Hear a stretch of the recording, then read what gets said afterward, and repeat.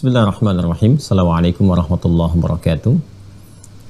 Alhamdulillah rabbil alamin. Wassalatu wassalamu ala rasulillahil karimil amin. Nabiyyina Muhammadin wa ala alihi wa sahbihi ajma'in. Wa ba'd. Fa ya ahbaballahi wa ahbab rasulihi sallallahu alaihi wasallam. Usi nafsi wa iyyakum bitaqwallahi faqad fazal muttaqun fala tamutunna illa wa antum muslimun. Faqala ta'ala ya ayyuhalladzina amanu taqullaha haqqa tuqatih wa la tamutunna illa wa antum muslimun. Saudara-saudariku, terhubung kembali lewat kajian Mira di kesempatan kali ini.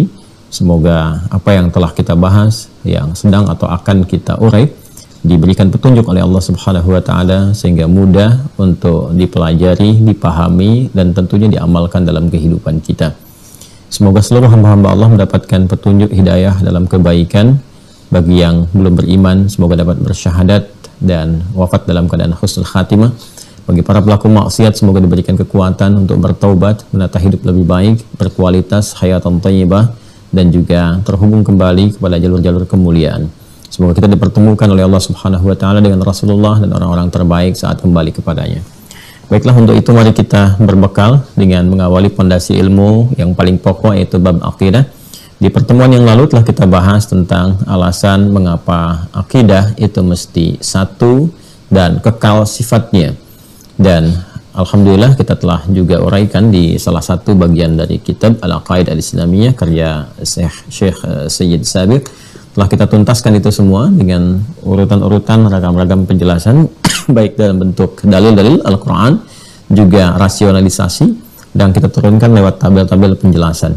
Nah, dari sini saking pentingnya pembahasan tentang akidah ini, mengapa harus satu, mengapa sifatnya kekal, ternyata itu adalah bagian dari support kehidupan atau support fitrah kehidupan manusia secara umumnya, yang memiliki dua tugas, dua fungsi sebagai khalifah di bumi dan juga sebagai hamba Allah Subhanahu wa taala yang harus memaksimalkan pengabdiannya kepada Allah. Dan tidak ada support lain kepada dua misi utama itu untuk menyukseskannya kecuali dengan pondasi akidah yang kuat, pondasi keimanan yang kuat yang harus sama. Karena setiap manusia punya risalah yang serupa. Karena itu pondasinya pun harus sama. Ya, mustahil kalau kemudian pondasinya bisa berbeda. Bangunannya bisa saja tidak serupa. Warnanya kelihatan mungkin berbeda-beda. Ya, sama-sama rumah, mungkin ada rumahnya yang mewah, rumahnya yang biasa, rumahnya yang indah, rumahnya yang besar, yang bertingkat dan sebagainya. Tapi semua rumah itu, bangunan itu tetap butuh pondasi. Ya, pondasinya harus sama-sama kuat, sama-sama serupa, dan semakin kuat, semakin bagus ke atasnya. Semakin kokoh ya bangunan itu bisa diajurkan ke atas, tegak berdiri dan dihiasi keindahan-keindahan. Demikian akidah itu kalau mantap menghunjam ke dalam jiwa, maka yang dibangun pun bangunannya bisa lebih kokoh ke atas, bisa bertingkat-tingkat. Ya, karena itu diilustrasikan Islam itu seperti bangunan. Ya, Islam seperti bangunan. Kalau pondasinya kokoh, tiang-tiangnya sholat, dibangun ke atas, bisa bertingkat-tingkat. Sholatnya juga bukan cuma fardu, bisa ada sunnahnya. Ke atasnya nanti bisa dibangun kekuatan dengan tembok-tembok zakat. Zakatnya bukan hanya zakat, nanti bisa diturunkan sunnahnya. Ada infak, ada sedekah, dan turunannya. Ya, demikian atap-atapnya. Kita lakukan dengan puasa, ya, pasang dengan umrah, dengan haji, kita hiasi lagi. Puasa bahkan bukan hanya yang pokok, nanti ada yang sunnah-sunnahnya. Ya, itu pilihan bagi kita untuk membangun tingkatan-tingkatan rumah-rumah amalan kita, sehingga banyak juga narasi yang disampaikan oleh Nabi SAW dalam hadis beliau yang mengilustrasikan beribadah itu, beramal soleh itu seperti membangun bangunan. As-salatu imaduddin, salat itu tiang-tiang agama, kan? Faman aqamaha faqad aqamad-din, wa man hadamaha faqad hadamad-din. Ya, salat itu tiang-tiangnya agama. Siapa yang menegakkannya, dia telah menegakkan agama, artinya membangun. Ya, dan feedback dari pembangunan itu kembali kepada diri kita. Dan balas saja di akhirat, banyak hadis-hadis sahih menggambarkan bahwa dalam salat sunnah saja kalau kita kerjakan dengan baik, man shalla itsnatai asyrata rak'atan fi yaumin wa lailatin, siapa yang menunaikan salat sunnah yang mengiringi salat fardu 12 rakaat sehari semalam, arba'an qabla dhuhri, 4 rakaat sebelum zuhur, raka'ataini ba'daha, 2 rakaat setelahnya, rakaataini kemudian ba'dal maghrib, 2 rakaat setelah maghrib, rakaataini ba'dal isya, 2 rakaat setelah isya, rakaataini qabla subhi, 2 rakaat sebelum subuh, bunyalahu bihinna baitan fil jannah. Maka karena amalannya itu akan dibangunkan satu rumah di surga. Jadi selalu dilukiskan, diilustrasikan dengan bangunan-bangunan yang kokoh untuk memberikan kesan bahwa Islam itu total. Ya, Islam itu indah karena bangunan itu kalau lebih bagus, lebih indah dipandang. Makanya seringkali orang foto-foto di samping bangunan, ya kan? Untuk menunjukkan bahwa saya pernah di sini, saya ada di sini. Nah, bangunan yang baik itu yang kokoh, yang megah. Maka diri kita itu seperti bangunan juga, yang harus menghadirkan citra yang positif dengan akidah yang kokoh, amal yang baik. Ya, sekarang kan kalau ada orang-orang baik, orang-orang yang kokoh, gitu kan, bagus. Banyak orang senang foto-foto kan? Ya, sekarang unik juga, orang ketemu ustadz bukan minta doa, minta foto. Saya kemarin ada orang datang tiba-tiba ya ketemu di masjid, ya Ustadz minta foto besok hari kelahiran saya gitu kan, minta ucapan selamat. Saya bilang bukan ucapan selamat, saya doakan aja. Nama Anda siapa, sudah kita doakan. Jadi sekarang orang senang minta foto dibanding minta doa ya.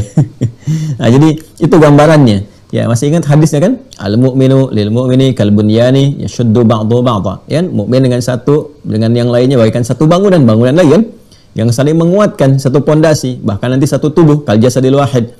Ya, idza staka minhu 'udwan, kalau salah satu merasakan sakit, yang lain pun ikut merasakan juga. Nah, itu kesatuannya. Ya, kepaduannya dan turunan-turunan yang lainnya. Itu hanya bisa terjadi kekuatan demikian kalau apa? Kalau pondasinya kokoh. Dan itu mukmin yang baik, ya, yang beramal saleh, bisa terjadi amalan itu kalau pondasinya bagus, imannya bagus, kekuatannya bagus. Karena itulah saking pentingnya pondasi ini, saking pentingnya rukun ini. Rukun itu kan pondasi, ya, dasar-dasar simpul-simpul ini. Ulama bahkan memberikan nama-nama yang beragam sesuai dengan fungsi-fungsinya. Ya, biasanya kalau semakin banyak nama itu menunjukkan ya semakin penting. Ya, semakin banyak sifat menunjukkan semakin mulia. Kalau seseorang kan disifati dengan banyak sifat. Seorang ini, beliau ini Masya Allah orangnya tawadu, jujur, sabar, itu kan artinya banyak kemuliaan melekat kepadanya, ya kan? Nah, kalau nama zat itu biasa, Adi, Adi, ya kan? Asep, Asep, dipanggil Adi untuk membedakan dengan Asep, ya kan? Nia, Nia, ya kan? Nani, Nani, dipanggil Nia untuk membedakan dengan Nani, ya kan? Itu perbedaannya, itu nama zat namanya. Jadi nama zat itu nama yang disebutkan untuk membedakan satu sosok dengan yang lainnya. Sifat yang dilekatkan kepada nama zat itu untuk memberikan kemuliaan ya kepada orang yang dimaksud, menunjukkan kelebihannya atau bahkan kalau negatif kekurangannya. Ya, semakin banyak yang diberikan yang positif, semakin menunjukkan bahwa orang itu istimewa. Ya, beliau ini jujur, tawadu, sabar, penyayang. Artinya mulia kan? Banyak kan? Nah, ini salah satu contoh manusia yang Masya Allah sempurna takwanya, sempurna kemuliaannya, sempurna pujiannya, ya, bahkan Allah langsung yang memujinya itu Nabi Muhammad SAW. Itu satu-satunya nabi di muka bumi, ya, satu-satunya rasul penutup yang semua nama yang melekat kepada beliau itu nama sifat. Ya, nama sifat, bukan nama zat. Semua nama sifat. Muhammad, Ahmad, Al-Mahi, Al-Kafi, dan seterusnya. Itu semua namanya nama sifat. Yang lain rata-rata nama zat. Ya, Adam melekatkan zat di dalamnya. Ibrahim juga demikian. Walaupun ada makna-makna turunan pada kegiatan, atau ada yang mengatakan Abun Rahim, ya, Ibrahim bisa diartikan yang senang berkelana, senang merantau, atau ada juga yang mengatakan dari Abun Rahim, bapak yang penyayang, ya kan? Musa, Isa, dan segalanya. Itu rata-rata nama zat semuanya. Kalaupun sifat satu dua, Nabi Muhammad semuanya. Ya, Muhammad superlatif dari kata Mahmud, yang memiliki tingkat kepekaan sosial yang tinggi, yang sangat baik. Karena itu jangankan pada manusia, pada hewan pun penyayang, pada tumbuhan penyayang. Bayangkan, bisa kita gambarkan nggak ya, citrakan nggak dalam suasana perang yang mencekam pun, kata beliau, jangan lukai tumbuhan, jangan rusak tanaman, kan? Jangan rusak tanaman. Kalau mau menyembelih, tajamkan pisau, ya, dan terjauh dari hewan yang akan disembelih, percepatkan sembelihan sehingga tidak banyak menimbulkan kesakitan kepada hewannya, kan? Ya, lama menderita dan sebagainya. Itu gambaran kasih yang sangat luar biasa, apalagi pada manusia. Ya. Nah, kemudian Ahmad itu superlatif dari kata Hamid, ya, puncak penghambaan yang tinggi kepada Allah, walaupun dijamin masuk surga, kan, dengan turunnya Al-Kautsar itu. Inna a'tainaka al-Kautsar. Sebelum wafatnya, satu-satunya nabi yang turun satu surah menjamin kemuliaan dan surganya, dan memberikan itu sampai beliau puas. Biasanya kan kalau nikmat nggak pernah sampai puas. Ya, kalau manusia itu kan diberi nikmat nggak merasa puas. Jadi ketika diberikan pengen lagi, diberikan pengen lagi. Karena itu nikmat dalam Al-Quran itu dipasangkan dengan tamam, sedangkan din dipasangkan dengan kamal. Quran surah kelima ayat 3. Al-yawma akmaltu lakum dinakum wa atmamtu alaikum ni'mati wa raditu lakumul islam madinah. Ya kan? Quran surah kelima Al-Maidah ayat 3 di pertengahan ayatnya itu. Ya, al-yawma akmaltu lakum dinakum, pada hari ini aku sempurnakan untukmu dinakum, agama kalian. Ya, kamal itu kesempurnaan yang tidak butuh pelengkap. Memang sudah sempurna. Kalau ditambah justru berkurang. Dikurangi apalagi. Ya, jadi dalam agama itu apa yang sudah kemudian ditunjukkan itu yang dilakukan. Adapun pemaknaan berdasarkan penjelasan Rasulullah, dilihat bagaimana ulama menyampaikan kepada kita. Namun tidak boleh kreatif pada sesuatu yang telah dijelaskan, ya. Sesuatu yang telah diterangkan dengan detail, sudah selesai di situ, itu kamal namanya. Kalau tamam, kesempurnaan yang dirasakan ingin menambahnya terus. Ya, bukan nggak sempurna, tapi pengen terus. Jadi seakan-akan nggak cukup gitu. Ya, itu nikmat dilekatkan dengan tamam. Kan Anda kalau diberikan sepeda, ya kan? Cukup tidak? Anda pengen sepeda, tapi setelah diberi, Anda lihat motor, pengen motor. Ya kan? Setelah diberikan motor, pengen mobil. Ya, setelah dibeli mobil, ya pengen dapat private jet. Seterusnya. Nah, itulah tamam namanya. Ya, tamam. Kenikmatan itu selalu pengen lebih. Nah, Nabi Muhammad itu dijamin oleh Allah, diberikan kenikmatan di surga sampai merasakan puas. Sampai merasakan nikmat, cukup ya Allah, nikmat ini, sampai ridha. Itu yang di surat Ad-Duha itu. Wala saufa yu'tika rabbuka fatarda. Ya kan? Nah, karena itu mensyukuri itu semua menjadikan beliau meningkat amalannya. Itu gambarannya tuh. Jadi Nabi itu mengajarkan kepada kita, kalau bertambah kenikmatan, ya, bukan ria, bukan pesta pora. Ya, tapi coba tingkatkan syukur kepada Allah, sehingga dengan syukur ini feedbacknya Allah memberikan bimbingan, taufik kepada kita untuk mengelola nikmat ini sehingga mudah dihisab. Itu gambarannya. Karena itu titipan gitu, itu kan akan dihisab. Anda jangan dikira kalau dititipkan sendal baru itu menjadi sendal saja untuk dipakai, untuk ditunjukkan bahwa Anda punya sendal baru. Tidak, itu dihisab. Motor baru itu dihisab, ingat. Ingat ya, mobil baru itu dihisab. Awas, hati-hati. Peci baru itu dihisab.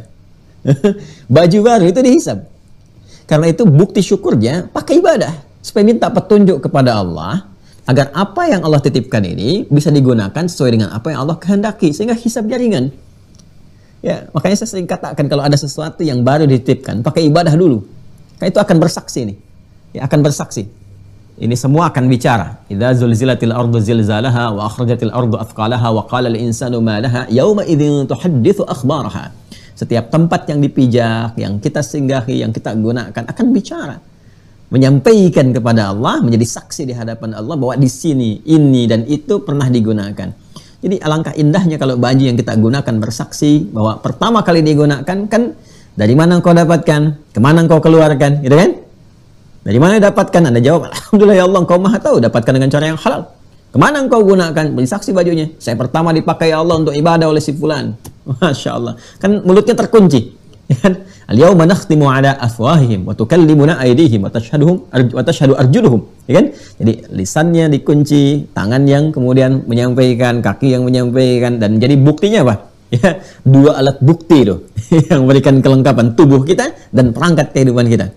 Dan fitrahnya di dunia pun begitu kan. Kalau ada sesuatu penghisaban, ya kan, pengecekan, harus ada dua alat bukti kan.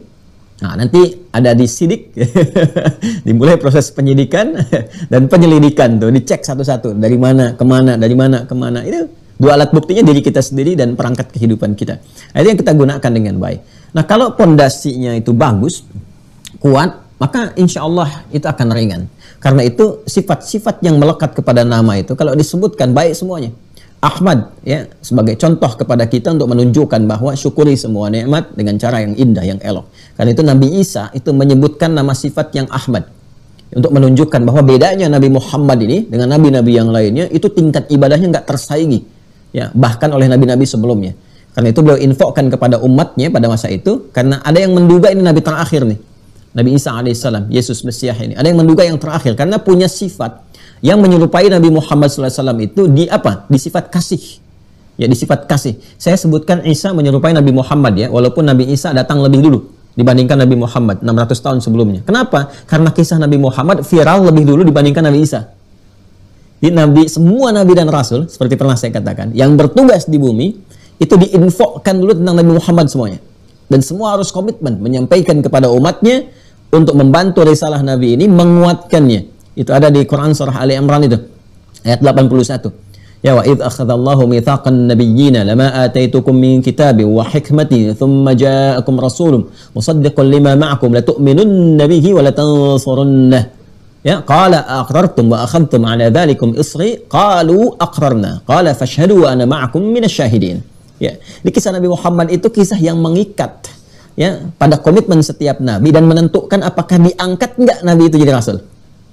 Ini salah satu syaratnya. Mereka ditetapkan diangkat jadi nabi dan rasul itu mengakui ya dan berkomitmen untuk menyampaikan kepada umatnya tentang kedatangan Nabi Muhammad dan mereka harus komitmen menolongnya dan menguatkannya. Ya, dan beriman kepadanya. La tu'minunna bihi wa la tansurunna. Harus beriman semua kepadanya. Ini kisah Rasulullah itu sangat luar biasa. Nanti kalau sudah sampai saatnya mengaji kepada bab-bab itu tentang Rasulullah SAW, kita akan uraikan itu. Ya, itulah keistimewaannya, keluhuran Nabi Muhammad SAW sehingga diberikan perangkat-perangkat yang melebihi rasul-rasul sebelumnya. Wajar kan Nabi akhir zaman. Ya, kalau Nabi sebelumnya kan lokal sifatnya. Berdakwah di sini, di sini, di sini. Lokal itu saja. Nabi Muhammad seluruh semesta alam. Rahmatan lil alamin, karena itu mesti mencakup semua karakteristik Nabi. Ya, itu logikanya. Jadi berikan semua karakteristik kenabian, kemuliaannya, sehingga apa yang diberikan kepada nabi-nabi yang terdahulu itu dicakup oleh Nabi Muhammad dan disempurnakan. Ya, Nabi Musa alaihissalam itu berdoa dulu baru dikasih. Akan dakwah kepada Firaun, berangkat ya dengan Harun, ya kan? Begitu akan berangkat Musa dengan Harun alaihissalam berdoa kan? Doanya kan viral itu di surat Thaha itu kan? Rabbi syrahli sadri wa yassirli amri wahlul 'uqdatam min lisani yafqahu qawli. Itu minta dulu baru dikasih. Rabbi syrahli sadri, minta baru dikasih. Ya Allah, lapangkan hatiku, lapangkan keadaan jiwaku sehingga kalau dicela oleh Firaun, kan itu bisa diterima dulu, nggak cepat marah. Sebab kalau Nabi Musa langsung marah berdoa, ya Allah ini menyebalkan nih makhluk ini, langsung hukum aja, wafatkan ya, selesai tugas risalah. Nggak ada hikmah gitu kan, seterusnya. Nah ini gambaran. Tapi berdoa minta dulu, Rabbi syrahli sadri, minta langsung dikabulkan. Nabi Muhammad nggak minta turun surah alam nashrah laka sadrak. Nabi Musa Rabbi syrahli dengan sadri. Nabi Muhammad alam nashrah laka sadrak, nggak minta turun ayat. Bahkan satu surah itu Al-Insyirah, kan surah tentang kelapangan jiwa, keluasan hati. Ya, Nabi Musa minta wa yassirli amri, wa yassirli amri. Nabi Muhammad nggak minta wa nuyassiruka lil yusra. Nabi Musa wa yassirli amri, Nabi Muhammad wa nuyassiruka lil yusra. Kami mudahkan semudah-mudahnya. Yang diberikan kelapangan, bukan berarti nggak ada ujian, tapi ketika ada ujian mudah mengatasinya. Mudah menerima ketika dilontar di Taif dan sebagai mudah menerima karena lapang, ya kan? Membalas dengan segala kemudahan, keindahan, harmoni, kebaikan sehingga mudah diterima. Risalah mudah diterima, logis, baik, dan sebagainya. Nah, itulah nama-nama sifat yang ingin saya tunjukkan. Ya, melekat kepada beliau. Nah, jadi kisahnya viral sebelum orangnya lahir. Ya, karena komitmen kenabian kerasulan sebelumnya diikat ya dengan meneruskan risalah, menyampaikan pesan tentang kenabian Nabi Muhammad SAW sebagai Nabi yang terakhir, yang paling paripurna. Dan nanti saling mengonfirmasi kisah-kisah Nabi sebelum ini, mengonfirmasi dan disampaikan oleh Rasulullah SAW dalam wahyu yang setiap datang disampaikan dari Al-Quran. Makanya kita dengar di Al-Quran, ya, kita simak ada kisah Nabi Adam, kisah Nabi Nuh sebelumnya, ya kan? Sampai ke Ibrahim alaihissalam, sampai ke Musa, sampai ke Isa, bahkan ada surah nanti Maryam dan seterusnya. Itu konfirmasi.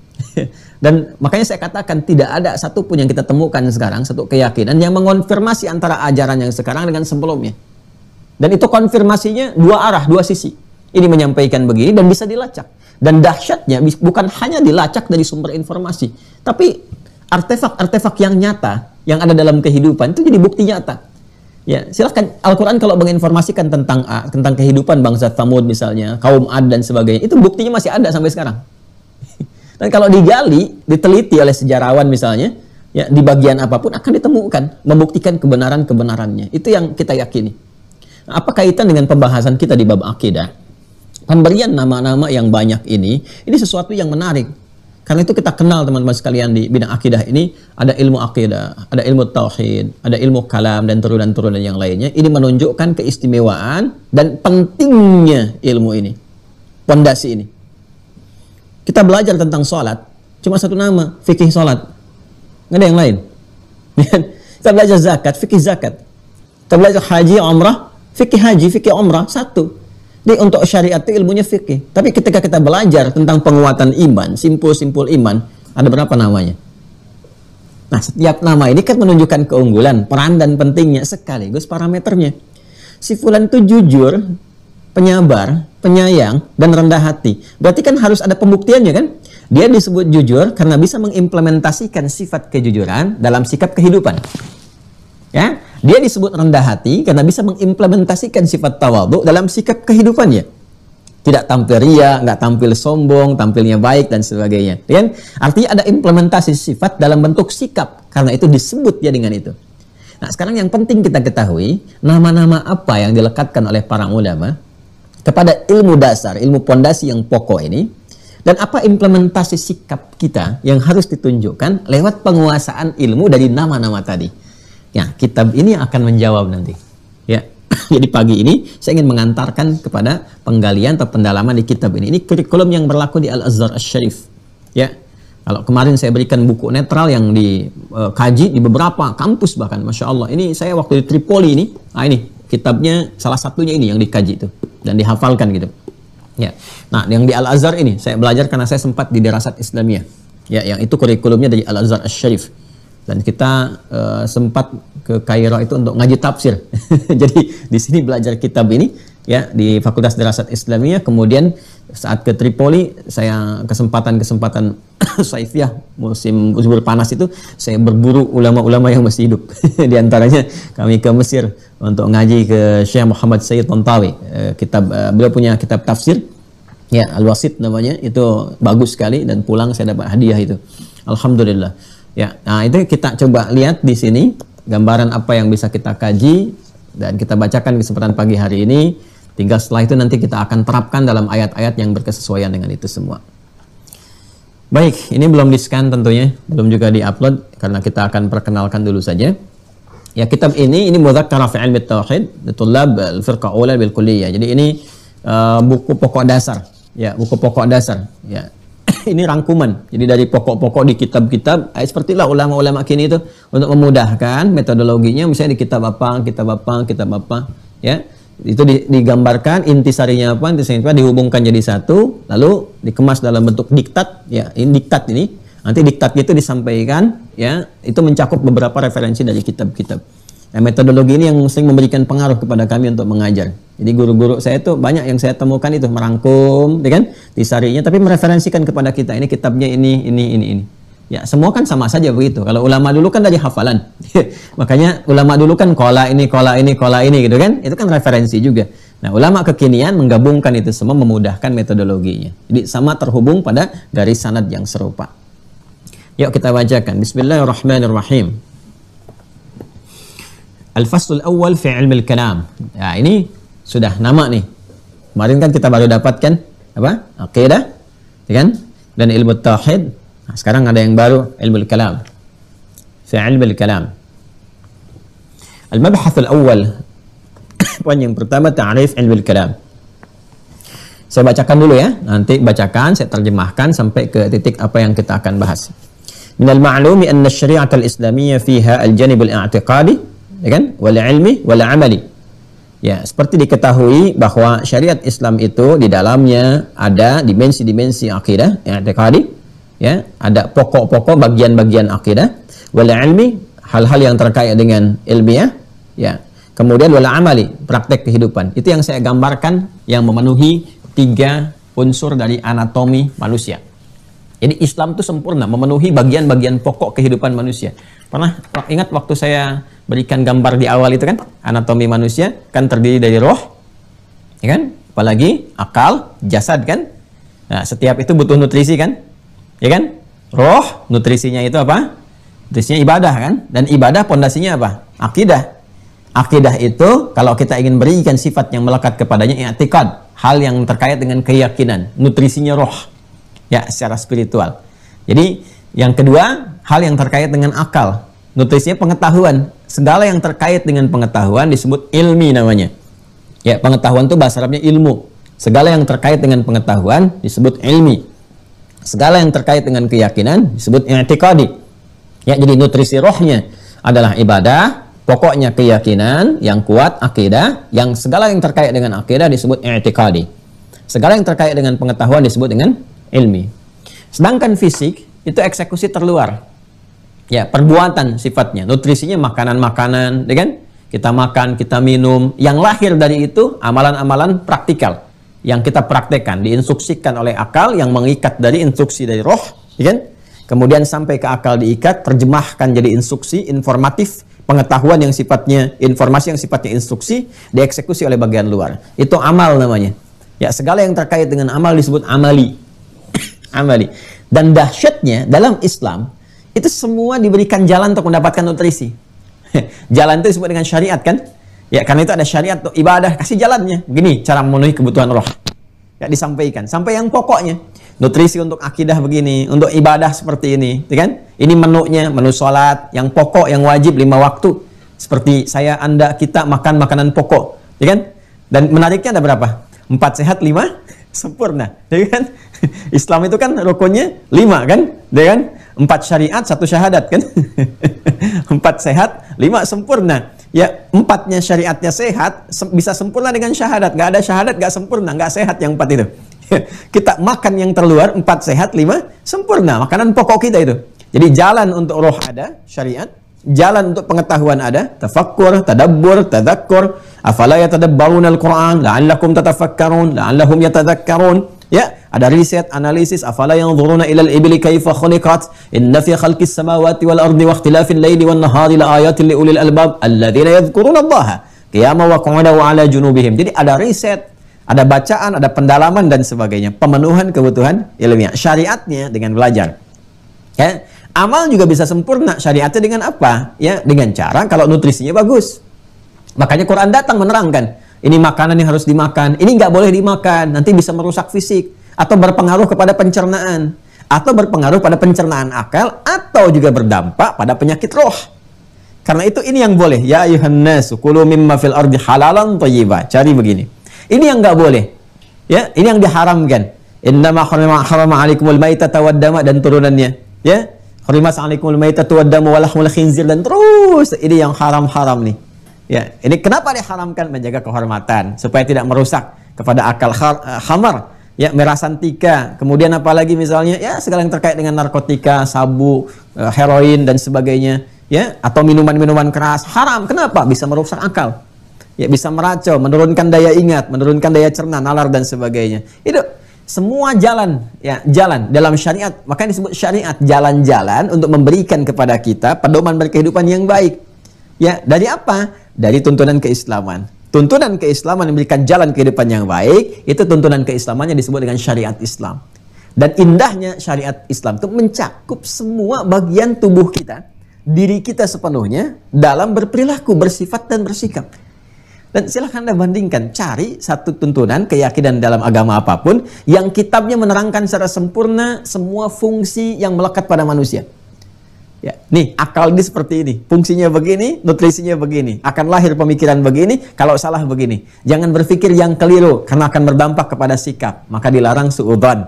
Itu dari situ aja coba ditemukan. Sampai kemudian kemana lagi? Ke bagian tubuh terluar sampai bagian tubuh terdalam dan sangat detail. Ya, kita urusan makan aja ada aturannya itu. Ya, urusan ke toilet untuk bersih-bersih ada aturannya. Anda bayangkan saking pentingnya, saking dimuliakannya kita, itu semua detail yang terkait dengan fungsi roh, fungsi akal, fungsi tubuh dijelaskan dengan sempurna dan turunan-turunannya. Nah, makanya di sini dibuka dan itu sesuatu yang umum bagi orang Islam. Jadi sebetulnya itu dasar gitu. Ya, di sini sindirannya tajam sekali. Minal ma'lum, harus tahu. Jadi setiap muslim itu harus tahu bahwa tuntunan dalam Islam itu sempurna, mencakup semuanya. Makanya kalau ada orang yang nggak belajar syariat, nggak ngaji Quran, ya, nggak mengkaji hadis, itu rugi. Karena dia kehilangan petunjuk hidup dia. Ya, kehilangan, lemah itu. Ya, makanya nanti ada lemah yang sifatnya lemah di akal. Karena nggak dibaca petunjuknya. Di sini kan ada petunjuk-petunjuknya dalam Al-Quran. Bagaimana cara meriset, cara merumuskan pikiran, cara menguatkan akal, menguatkan nalar, sehingga bisa melihat, membaca, memetakan. Ya kan? Bagaimana menguatkan fisik, puncaknya menguatkan roh. Ada semua. Jadi kalau jarang ngaji, jarang mengkaji, jarang melihat, lemah nanti fungsi bagian yang melekat pada tubuhnya. Harusnya seimbang, proporsional. Nah, ini fungsinya akan maksimal ketika diimplementasikan dalam bentuk khalifah, ya, pekerjaan-pekerjaan menyukseskan, membangun, memakmurkan di bumi itu, plus ibadah. Nah, ini di gambarannya. Ya, minal ma'lum, seperti diketahui, anna syariat al-islamiyah fiha al-janib al-i'tiqadi wal-ilmi wal-amali. Ya, seperti diketahui, ya, kalau ada di bahasa Arab itu minal ma'lum, itu yang standar diketahui. Jadi kalau kita belum tahu itu, kita di bawah standar itu. Bukan kita ya, mungkin yang belum seperti itu belum standar. Nah, jadi orang beriman itu harus yakin di Quran itu ada petunjuk hidupnya. Ya, di sini ada terkait dengan roh kita, akal kita, jasad kita. Makanya kajian terhadapnya harus lebih tinggi dibandingkan dengan kajian materi. Kadang-kadang bingung gitu, untuk mencari dunia tuh sampai jurusannya banyak sekali. Arsitektur ada cabangnya lagi, sosiologi cabangnya, psikologi cabangnya lagi, semua gitu yang terkait dengan dunia itu. Ya, di geologi ada cabangnya lagi, ngagali tentang bumi aja ada banyak lagi. Ya, ini di bagian fisiologinya, ini bagian ininya, ini bagian ininya. Masya Allah, untuk urusan dunia gitu. Tapi untuk tubuh sendiri itu sampai nggak kenal fungsinya. Ini kan unik nih. Ya, ada jurusan di kampus sampai dengan ini fakultasnya jurusannya ada banyak lagi. Untuk apa? Untuk menerangkan tentang interaksi kita dengan lingkungan kehidupan. Ya, yang sifatnya apa? Yang sifatnya nggak abadi. Tapi fungsi sesungguhnya tentang diri kita sendiri, tubuh kita. Yang ini akan menentukan interaksi kita dengan bagian-bagian terluar. Yang kita bersentuhan, bersinggungan dengannya, itu nggak dikaji dengan maksimal. Nah, maka pengetahuan standar bagi insan beriman itu mesti ngerti syariatnya. Maka orang Islam itu harus tahu syariat Islam. Kenapa penting syariat Islam itu diketahui? Karena itu nutrisi kehidupan kita. Ya, jadi nggak boleh orang Islam anti syariat Islam itu nggak boleh. Diimplementasikan dalam kehidupan konsepsinya, nanti ada konsensus kebersamaan. Tapi secara pribadi orang-orang Islam itu ya diikat dengan pengetahuan dasar tentang syariatnya. Ya, jadi kalau anti syariat, anti hidup namanya. Syariat itu jalan kehidupan. Jadi kalau orang nggak mau syariat, nggak mau hidup berarti. Nggak mau hidup dengan benar, karena petunjuk kehidupan itu ada dalam syariat. Syariat itu jalan. Ya, sholat itu syariat, puasa itu syariat. Ya, itu gambarannya. Orang Islam tuh nggak bisa anti syariat. Nanti syariat itu ada turunannya. Syariat dalam kehidupan pribadi begini, dalam konsepsi bermasyarakat begini. Saya sekarang sedang meriset Piagam Madinah, tuh indah sekali itu, Masya Allah. Ya, jadi kita bertetangga dengan siapapun, berkehidupan dengan siapapun, tentram itu, tentram.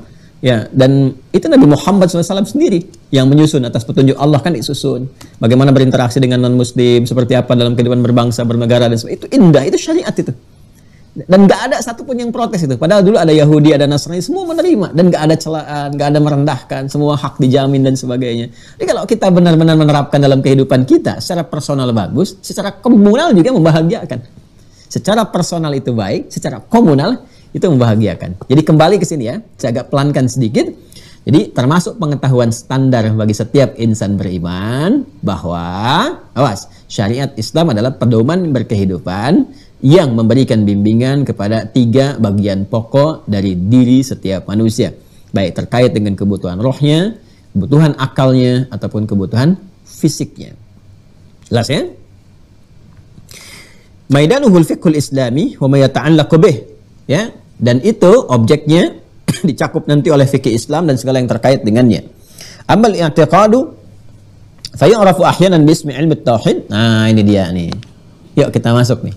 Adapun yang terkait dengan i'tiqadi, segala yang terkait dengan asas, pokok, keyakinan, pondasi dari roh itu. Nah, ini yang paling pokok karena roh itu generator kehidupan. Tidak ada roh berarti sudah selesai kehidupannya, meninggal. Ya, seorang dinyatakan hidup, mulai ada tanda-tanda kehidupan ketika rohnya ada. Masuk ke dalam diri jadi nafas. Diserap ke dalam bahasa Indonesia menjadi bernafas. Masih ada nggak detak nafasnya? Detak nadinya ada nggak? Ya, detak jantungnya ada nggak? Ini menunjukkan kan nafas berlangsung. Nafas itu supportnya dari roh. Kalau roh sudah tidak ada, tidak bernafas. Ya? Jadi roh belum ada tanda kehidupan. Roh sudah ada berkehidupan. Roh tidak ada, selesai kehidupan. Nah, pokok yang menunjang roh itu bisa sehat, bisa kuat, nah itu pokoknya nanti diikat dengan 6 pokok, 6 simpul. Ya, rukun yang disebut dengan rukun iman itu spirit yang ada di jiwa takwa itu. Wa nafsi wa ma sawwaha fa alhamaha fujuraha wa taqwaha. Sedangkan roh, inti sesuatu, nuat, inti kehidupan, nuat, itu punya 2 bagian, ada proton, ada elektronnya.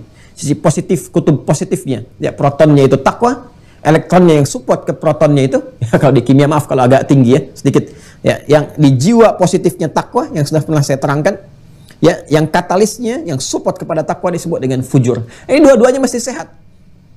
Ya, elektronnya yang fujurnya mesti mensupport kepada proton yang positif kepada takwanya, jangan berdiri sendiri. Berdiri sendiri celaka, ya. Bagian baterai itu ada kutub positif, kutub negatif. Harus menyatu keduanya, kasih kabel baru ada cahaya kan? Baru nuruhum yas'a baina aydihim wa bi aymanihim, baru terang. Ya, baru sirajam munira, baru ada cahaya yang menerangi gitu kan. Kalau keduanya disatukan. Tapi kalau berdiri sendiri, apalagi kabelnya keluar, bisa nyengat sana sini tuh, itu bahaya. Ya, bisa kesetrum gitu. Itu yang repot, ya kan? Nah, jadi dari sini kita ingin masuk kepada keterangan bahwa hal yang terkait dengan pondasi keimanan, ikatan yang kuat 6 simpul itu, pondasinya disebut dengan akidah, yang mengikat 6 itu. Segala yang terkait dengan itu namanya i'tiqadi. Nah, saking pentingnya hal yang terkait dengan akidah ini, pokok i'tiqadi ini, ya.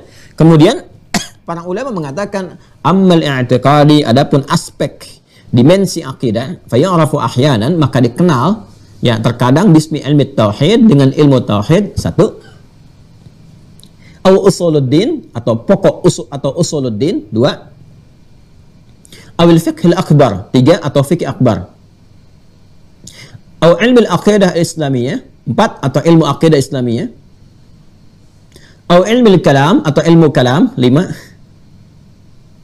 au ilmu nazar wal istidlal, atau ilmu nazar dan istidlal, enam, ila akhirih, dan nama-nama yang lainnya. 6 tuh dikasih di sini. Masya Allah, pokoknya ada 6, simpulnya 6, namanya pun diberikan 6 itu. Yuk kita tuliskan kembali ya.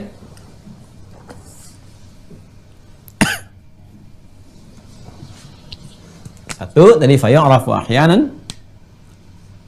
1, 2, 3, 4, 5, 6. Ilmu tauhid. Nah, nanti kita terangkan ya. Tauhid. Kemudian usuluddin.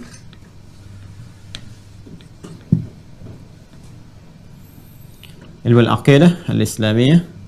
Al-aqidah. Aqidah al-islamiyah.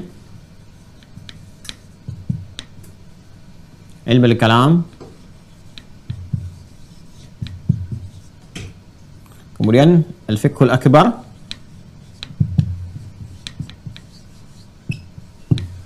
Kemudian ilmu nadhri wal istidlal. Wal istidlal.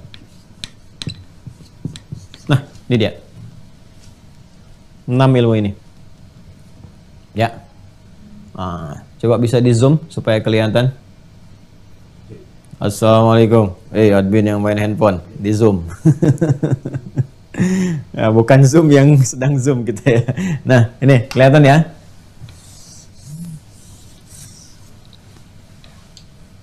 Ya, fokus ini. Nah, ilmu tauhid 1. Kemudian usuluddin 2, ilmu al-aqidah islamiyah 3, ilmu al-kalam ya. Aqidah islamiyah 3, ilmu al-kalam 4, al-fiqhul akbar 5, dan ilmu an-nadhri wal istidlal yang ke-6. Ada 6 nama. Tadi kita sampaikan bahwa jika satu hal diberikan nama-nama yang beragam dan menunjukkan aspek yang positif, ini menunjukkan bahwa satu, hal yang dimaksudkan begitu istimewa sehingga disifati dengan banyak hal yang baik.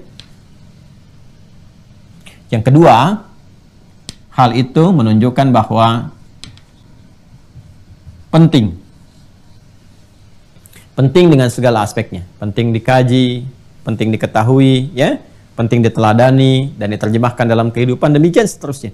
Bukankah orang-orang istimewa itu orang-orang penting? Ya, melekat apa saja yang menjadikan diri istimewa, maka menjadi penting. Ya, apakah dengan pengetahuan, dengan sifat, dengan lain-lainnya? Ini gambarannya. Ya. Nah, artinya apa? Artinya hal-hal yang terkait dengan i'tiqadi, ya, aspek pemenuhan kebutuhan roh di sini, ya, yang ikatan pokoknya nanti menjadi nafas itu ada di jiwa takwa dan sifatnya fujur, dan di sini memiliki 6 simpul utama, dan semua ini butuh nutrisi, ya. Ini memberikan kesan bahwa semua hal yang terkait dengan aspek nutrisi roh ini sebagai generator kehidupan yang menggerakkan kita, menginstruksikan, memerintahkan untuk berekspresi dan seterusnya, ini saking pentingnya, namanya banyak ilmu yang terkait dengan ini. Ini menunjukkan bahwa ini pokok kehidupan yang sangat penting. Ini istimewa. Kalau ini nggak dipenuhi dengan baik, maka semua instruksi yang datang ke akal, ya kan? Yang datang ke bagian tubuh kita tidak akan maksimal. Apalagi kalau kena penyakit. Ya, nafas itu kan tempatnya di kolbu. Ini disebut dengan jiwa. Ya, tempatnya dalam kolbu. Ya, kadang-kadang kolbu disebut dengan hati. Yang dimaksud kolbu, hati ini yang ini. Maksudnya jiwa. Ya, menunjuk kepada apa yang di dalamnya. Seperti pernah saya terangkan. Ini kalau kena penyakit, sering kita katakan penyakit hati. Ya, contohnya apa? Iri misalnya, hasad. Hasad itu penyakit nafas ini. Ya, yang mengontaminasi kepada roh ini di sini. Di sini penyakitnya nih. Hasad misalnya. Terjemah bahasa Indonesianya iri. Ya. Masuknya kemana? Ke sini, ke kolbu. Dalam kolbu ada ini. Ini sering terjemahkan dengan hati. Makanya sering kita pasangkan iri dengan kolbu. Dikatakan iri hati. Ya kan? Ada dengki. Ada ria, ada sum'ah, ada macam-macam. Ini penyakitnya ke sini. Ini lebih berbahaya dibandingkan penyakit fisik. Karena penyakit fisik itu tidak langsung memengaruhi kepada kalbu.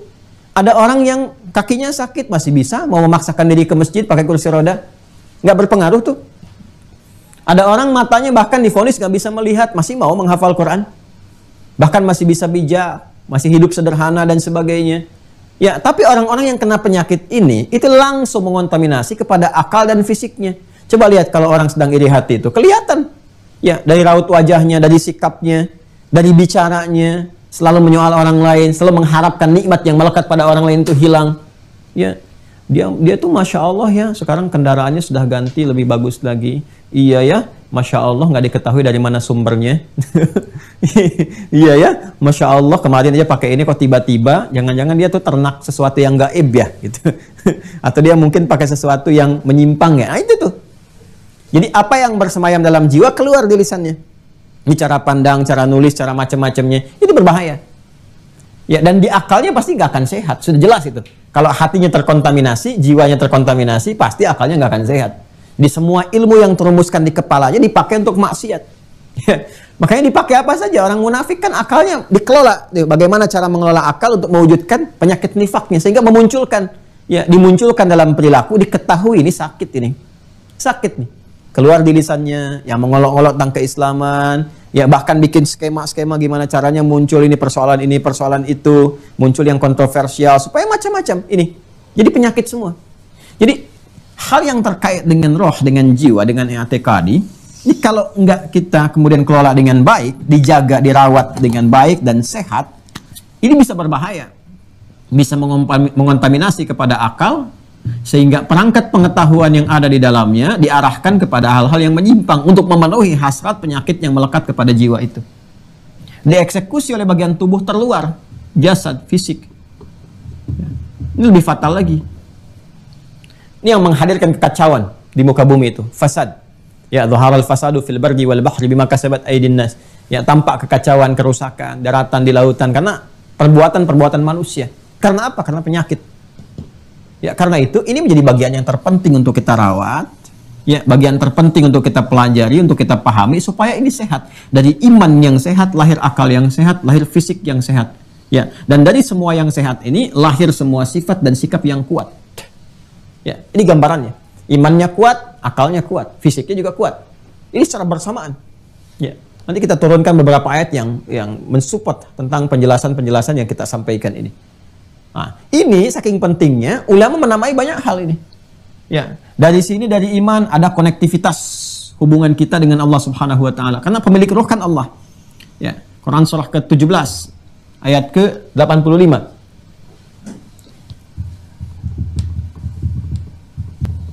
Wa yas'alunaka 'anir ruh. Ya kan?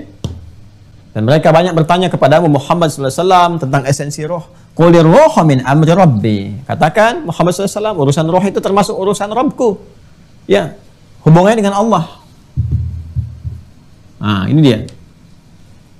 Karena konektivitasnya langsung kepada Allah, maka semua nutrisi, kebutuhan-kebutuhan roh itu, jalan untuk memenuhi kebutuhan roh itu, ya, itu disiapkan langsung, diberikan oleh Allah. Jalan, ya, jalan seperti pernah saya sampaikan untuk mendapati sesuatu, jalan yang lebar luas disebut dengan syara'a namanya. Syara'. Kata kerjanya syara'. Ya kan? Secara fisikal, Kalau sifatnya fisikal bisa dilalui, itu syari' namanya. Ya. Timur Tengah ada Syari' Ahmad Soekarno, gitu kan? Jalan Ahmad Soekarno. Syari' Tamrin, Jalan Tamrin, ya luas. Secara material bisa ditapaki, jalan dilewati oleh kendaraan ataupun dengan berjalan kaki. Ini. Kalau dia gambaran kiasan dari jalan yang secara fisikal nggak bisa dipegang, tapi secara konseptual ini jalan yang harus ditempuh nih. Ya, ini jalannya, ini alurnya, ini lajurnya ini. Itu disebut dengan syariat namanya. Secara konseptual, konsepsinya disebut dengan syariat. Ya, menjadi jalan kita untuk memenuhi sesuatu atau melewati sesuatu. Ini. Makanya jalan bagi kita untuk mendapatkan segala hal yang Allah telah tetapkan untuk memenuhi kebutuhan roh ini disebut dengan syariat namanya.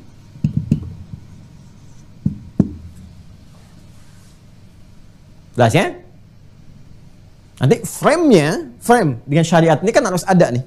Ya, dihimpun. Himpunannya yang menghimpun ini semua disebut ad-din namanya. Ad-din.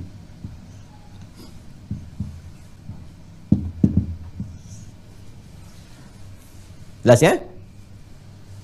Nah, kemudian apa nama bagi ad-din ini? Kan mesti ada namanya.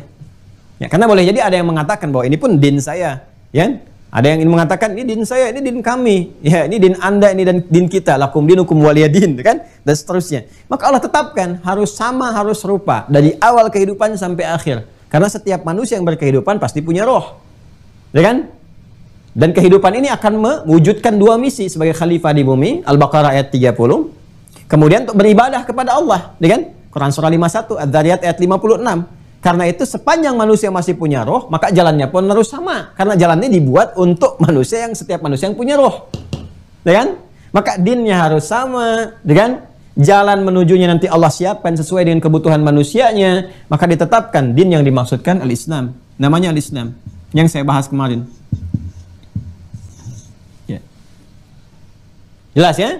Ini pokoknya. Jadi i'tiqad ini pokoknya itu terkait dengan ad-din, namanya al-Islam, Quran surah 3 ayat 19.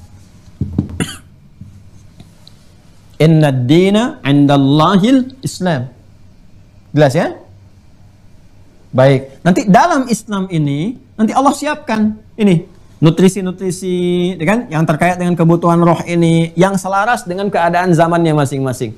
Nanti ada yang pokok yang serupa seperti sholat. Semua generasi masa lalu pun sholat, seperti pernah saya sampaikan. Nabi Musa sholat, minta kepada umatnya sholat juga, Quran surah ke-20 ayat 14, kan? Nabi Isa juga sholat, Quran surah 19 ayat 31. Nabi Ismail sholat, minta keluarganya sholat, wa kana ya'muru ahlahu bis shalah, Quran 19 ayat 55. Ya, Nabi Zakaria juga sholat, Quran surah ketiga Ali Imran, ayat ke-38 sampai 39. Demikian adanya. Ya, puncaknya kita, umat Nabi Muhammad sallallahu alaihi wasallam. Ini jalannya. Syariat. Ya. Nah, syariat ini isinya apa? Isinya ibadah. Pelan-pelan. Isinya ibadah. Jadi menu-menu yang terkait dengan roh ini, ya kan? Allah berikan nutrisi, kita akses ini dapatkan lewat jalan, jalannya disebut dengan syariat. Ya kan? Frame konsepsi, ya, yang menghimpun semua syariat ini pokoknya ada di ad-din, namanya adalah Islam. Maka kalau kita ambil semua ini, ya, dalam caranya dengan cara ibadah, ya kan? Diambil ini semua, maka terpenuhi kebutuhan roh itu. Karena itulah ketika Allah perintahkan untuk ibadah, ya ibadah, misalnya lewat sholat, ya kan? Lewat puasa, ya zakat, umrah, haji, kan? Dan seterusnya. Ini sebetulnya menu-menu yang dihidangkan, nutrisi-nutrisi yang diberikan untuk memenuhi kebutuhan ini. Sebab kalau roh nggak dapat nutrisinya, ini bisa lemah. Ini yang munculkan kegelisahan, kegamangan dalam kehidupan, kayak nggak menemukan arah dalam kehidupan, dan seterusnya. Kalau ini gelisah, ini bahaya ke fisik. Makanya banyak orang yang memenuhi kebutuhan akalnya, belajar sampai pintar, luar biasa. Tapi kelihatannya kok kayak hilang arah gitu.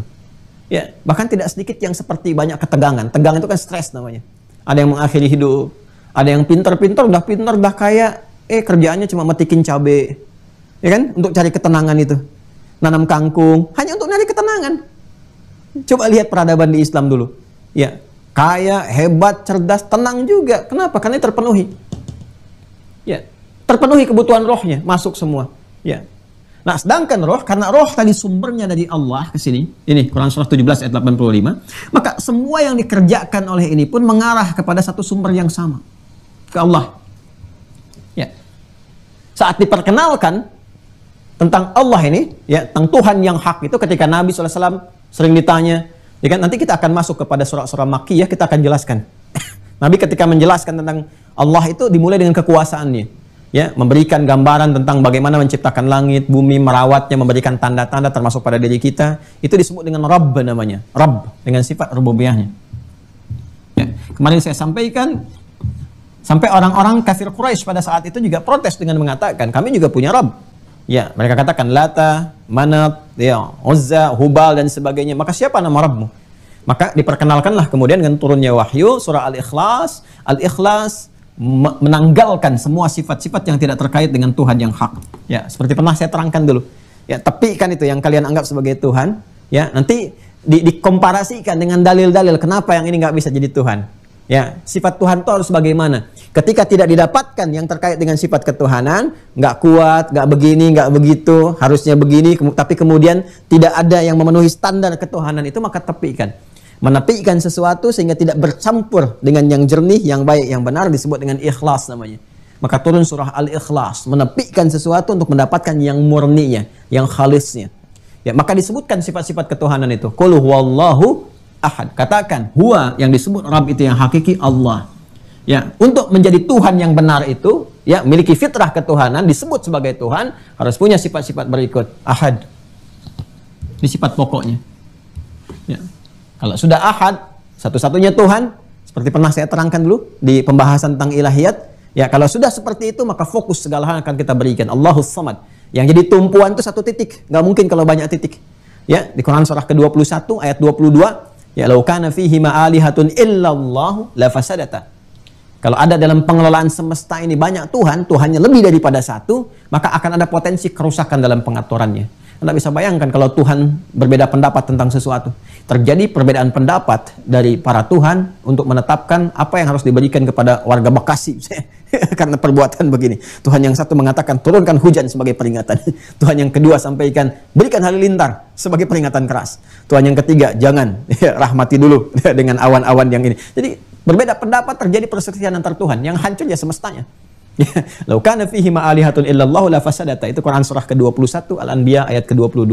Jadi ini dia ahad. Lam yalid wa lam yulad, harus beda dengan makhluk. Ya, tidak boleh dilahirkan, tidak boleh melahirkan. Yang punya sifat kelahiran hanya manusia, yang dilahirkan hanya makhluk. Ya, jadi Allah itu khalik, bukan makhluk. Wa lam yakul lahu kufuwan ahad, ya, dan tidak boleh ada sekutu, tidak boleh ada serikat, masih tunggal. Yang berserikat itu manusia. Yang berserikat itu makhluk. Makhluk berpasangan, makhluk itu lemah butuh yang lain, makhluk itu sosial sifatnya. Tuhan tidak. Harus beda. Laisa kamitslihi syai'. Quran surah 42 ayat 11. Ya, laisa kamitslihi syai'un wa huwas samiul basir. Jadi tidak boleh satu pun yang serupa. Itu standar ketuhanan. Nah, maka yang paling pertama standarnya ahad. Esa, Maha Esa. Ya, ketuhanan yang Maha Esa. Maha itu kan satu, nggak boleh ada yang lainnya lagi. Ya, kalau sedang Maha itu kan tertuju pada satu titik. Ya. Baik, jadi ini Allah sifatnya ahad, Maha Esa. Kita beribadah untuk mendapatkan nutrisi-nutrisi, memenuhi kebutuhan roh yang diarahkan kepada ini, kepada yang satu, ahad. Mengarahkan sesuatu kepada yang ahad, kepada yang satu, itu kata kerjanya, verbnya disebut dengan wahhada. Yuwahhidu.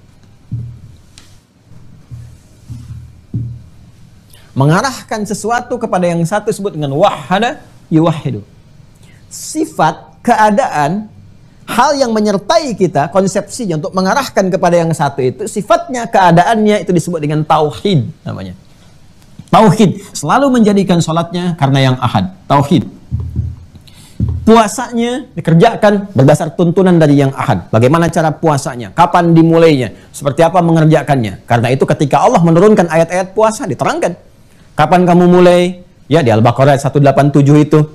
Bagaimana saat puasa? Dari mulai perintahnya 183, toleransinya 184, disebutkan detail 185. Bagaimana mengisi puasa dengan berdoa, meminta dan sebagainya 186. Kapan dimulai puasa? Seperti apa kemudian keadaan-keadaan 187? Dijelaskan lagi dalam tafsirnya. Ya, dijelaskan detailnya oleh para ulama kepada kita. Ini jalurnya ini. Lalu kita kerjakan berdasarkan tuntunan itu untuk mengacu, ya. Kerjakan niatnya karena Allah, ditujukan tuntunannya berdasarkan yang ahad, petunjuk dari Allah yang ahad ini. Segala kegiatan yang kita kerjakan, yang dilakukan berdasarkan petunjuk dari Allah yang ahad, ini disebut dengan tauhid namanya. Pokoknya, dasarnya. Ibadahnya syariat. Tapi pokok mengerjakan itu karena Allah, fungsinya ada di sini. Di i'tikad. Ya. Ini intinya nih, inti itu disebut nuat kan, seperti saya pernah sampaikan. Segala yang keluar dari inti disebut niat. Niat. Maka niat itu pekerjaan hati, qalbu. Di hati ada apa? Ada roh. Di niat itu i'tiqadi. Ya, dalam jiwa kita, dalam qalbu kita. Makanya semua yang terkait dengan i'tiqad ada di sini, ada di qalbu. Dalam jiwa ini. Ini penggeraknya ini. Ya. Nah, itu ketemu kan semuanya? Makanya kenapa dalam sholat kita berniat, ya kan? Ya kan? Kemudian untuk membedakan zakat dengan infak di niatnya. Untuk membedakan puasa Ramadan dengan puasa Senin Kemis, itu selain waktunya ada niatnya, ya kan? Demikian haji dan umrah bedanya di mana? Di niatnya. Ini niat itu pekerjaan ini, arahnya kemana? Ke sini. Makanya di niat ada keikhlasan. Ikhlas gak niatnya karena Allah? Tuh. Nyambung semua kan? Ya, dikerjakan semua lewat jalur yang sama, tauhid. Nah, apakah semua orang yang sholat itu dikerjakan ikhlas karena Allah? Belum tentu, ada yang riya. Fawailul lil musallin alladzina hum an salatihim sahun alladzina hum yura'un wa yamna'unal ma'un. Karena pengen dilihat bos itu senang, bagus berjamaah, ayo dia jamaah ke masjid. Kenapa? Pengen dilihat aja oleh bos. Ya? Apa cuman dia aja yang bisa tarawihnya ke masjid? Saya juga akan ke sana. Wah, itu untuk menunjukkan bahwa dia harus tahu saya ke sana. Ya? Kayaknya saya juga bisa umrah seperti dia. Begitu ke sana tunjukkan nih, saya juga sedang umrah supaya tahu dia bahwa saya sedang umrah. Itu riya namanya. Ya? Infak riya. Pasang spanduk pengumuman dari Sabang sampai Merauke, mau infak 1 juta. Itu riya. Ya, ada nanti ayatnya tentang itu, gambarannya. Nah, jadi kalau kita ingin mengerjakan ibadah dengan benar, dengan baik, maka ini pondasi mesti kokoh di sini nih, tentang niat ini. Tentang ikhlas. Babnya di mana? Di i'tikad. Sumbernya di mana? Di sini. Maka kalau kita ingin ibadahnya bagus, sholatnya bagus, syariat nih, syariat yang ini nih, sholatnya bagus, puasanya bagus, zakatnya bagus, tauhidnya bagus, maka fa'lam, mesti punya ilmu. Fa'lam annahu la ilaha illallah. Ya, kaitan antara ibadah, ini kan ibadah nih, ya kan? Dengan akidah diikat di satu surah, ya, dalam satu ayat, surah ke-20 Thaha, ayat 14. Innani anallah, Allah. Kan? Kata Allah, innani anallah, sungguh akulah Allah. La ilaha illa ana ahad. Nggak ada Tuhan yang layak dipertuhankan, ya, disembah kecuali aku saja, ahad. Berarti satu kan, maha satu. Fa'budni, ibadah. Maka ibadahlah kepadaku, sembah saya. Tuh. Allah ahad, ibadah. Gimana cara ibadahnya? Wa aqimis sholata lidzikri, contoh lewat syariat, tunaikan salat. Pelan-pelan.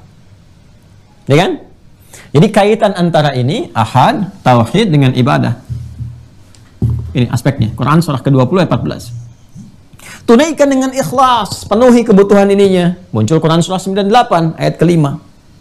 Quran surah ke-98 Al-Bayyinah ayat 5. Wa ma umiru illa liya'budullaha mukhlishina lahu din. Dan tidaklah mereka diperintahkan untuk beraktivitas kecuali untuk menjadikan semua sebagai ibadah, ya, karena Allah Subhanahu wa taala, yang semua konsep ini ada dalam ad-din.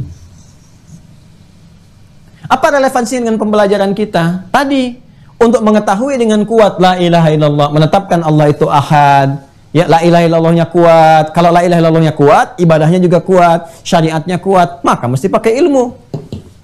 Ya, maka Allah sendiri yang sampaikan, harus ada ilmunya, cepat dapatkan ilmunya. Sesuatu yang disampaikan dengan cepat tanpa jeda menggunakan huruf fa. Ya, konjungsinya nih.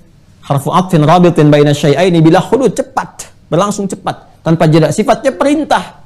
Alima ya'lamu, ya, ilman, i'lam. Alima ya'lamu ilman fahuwa alimun wa dzaka ma'lumun. I'lam, kata perintahnya i'lam, cepat kerjakan, cepat dapatkan pengetahuan, cepat belajar. Diterjemahkan singkat ke dalam bahasa Indonesia, ketahuilah. Ketahuilah itu maksudnya cari tahu, cari ilmu. Ya, maka disampaikan di Quran surah ke-47, surah Muhammad SAW, ayat 19.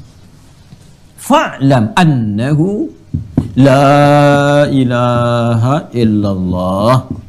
Tuh. Saking pentingnya ini tuh, itu di bawah zikir, termasuk zikir yang paling agung yang kita sampaikan, tahlil itu. Ya, zikir yang paling agung selain tasbih, tahmid, takbir, tahlil. La ilaha illallah. Fa'lam annahu la ilaha illallah. La ilaha illallah. Ini. Tapi poin esensi dari situ adalah ini ilmunya. Ya, supaya kita tahu la ilaha illallah, untuk mantap mengucapkan ini supaya lisan sampai ke dalam qalbi. Ya, selain dilatih lewat lisan, diperbanyak la ilaha illallah, la ilaha, diperbanyak supaya mantap hatinya itu, dikuatkan dengan ilmu. Sebab kalau ilmunya kuat, mantap syariatnya ini. Maka di sini ulama menamakan ilmu yang terkait dengan ini, yang menyambungkan semua kepada yang ahad, itu namanya tauhid. Maka disebutlah ilmunya ilmu tauhid. Ini satu. Jelas ya? Nah, ini yang pokok ini. Pokok dari apa? Pokok dari keislaman. Karena syahadat kan nomor satu pokoknya. Kalau syahadatnya nggak ada, syahadatnya goyah, bagaimana kemudian bangunan Islamnya itu bisa tumbuh, bisa kuat, ya, bisa kokoh. Ini bangunan keislaman. Ada salat tiang-tiangnya, ada zakat di sini, ya, atapnya, ada puasa, kan? Ya, ada tampilan luarnya, fisik semua, ada haji, ada umrah. Tapi ini pondasinya, ini syahadatain. Ini pokoknya. Ada di sini pokoknya. 6 simpul itu. 6 simpul.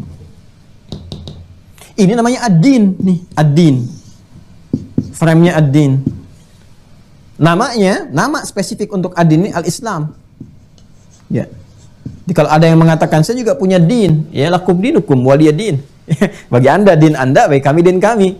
Terus din kamu apa? Inna dina 'indallahil Islam. Inilah Islam. Kan? Nah, pokoknya ada di sini, 6 simpul ini. Jadi Anda bisa bayangkan kalau pondasi bangunan itu pondasinya lemah. Ya kan? Lemah sekali, maka ini gampang goyah. Tiup angin, goyah. Kena gempa, goyah. Ya, gempa secara fisikal bisa menghancurkan. Ya, kena angin puyuh bisa terbang terus, tornado dan sebagainya ke bawah ini. Sekarang tornadonya beda. Tornadonya dikasih mobil yang mewah. Ya kan? Gempanya dengan kedudukan. Ya, kasih kedudukan, keislamannya goyah. Kasih angin-angin surga dengan kata-kata, ya, dengan cinta, dengan macam-macam, itu bisa kena tornado tuh. Bisa ke bawah, kecabut nih akarnya. Ya. Maka tak jarang ada yang murtad, ya, karena ingin mendapatkan materi, gaji sekian, dibayar sekian, dapat proyek sekian dan sebagainya. Ya, mula-mula kadang-kadang dari sini pekerjaannya, menepikan sholatnya, dia kerja proyek besar tapi bersamaan dengan Jumat. Ada yang begitu tuh sampai nggak Jumatan. Jangankan proyek besar, penjaga-penjaga toko itu ada kasus yang disampaikan sampai nggak boleh Jumatan tuh. Ya, padahal rezeki itu udah teratur. Ini dari sini yang bahaya tuh sampai ke sini. Yang bahaya kalau ini dicabut, ini lemah, udah habis semua ini. Ya, kalau syahadatnya sudah nggak ada, bagaimana bisa sholat?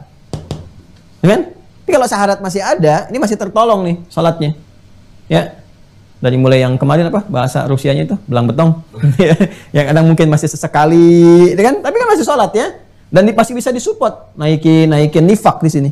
Ini kalau masih ada nih, tinggal dikuatkan cahayanya, naik lagi ke atas. Tapi kalau ini sudah nggak ada, jangan diharapkan ini muncul. Jelas ya? Maka ini pokok. Pokok dalam bahasa Arab disebut aslun namanya. Aslun. Aslun itu pokoknya. Cabangnya disebut far'un. Ya, far'un. Kalau jamak banyak sifatnya, jamak sifatnya banyak, maka ini pun dijamakkan, dipluralkan bentuknya. Ini singular. Dijamakkan jadi usul, usulun.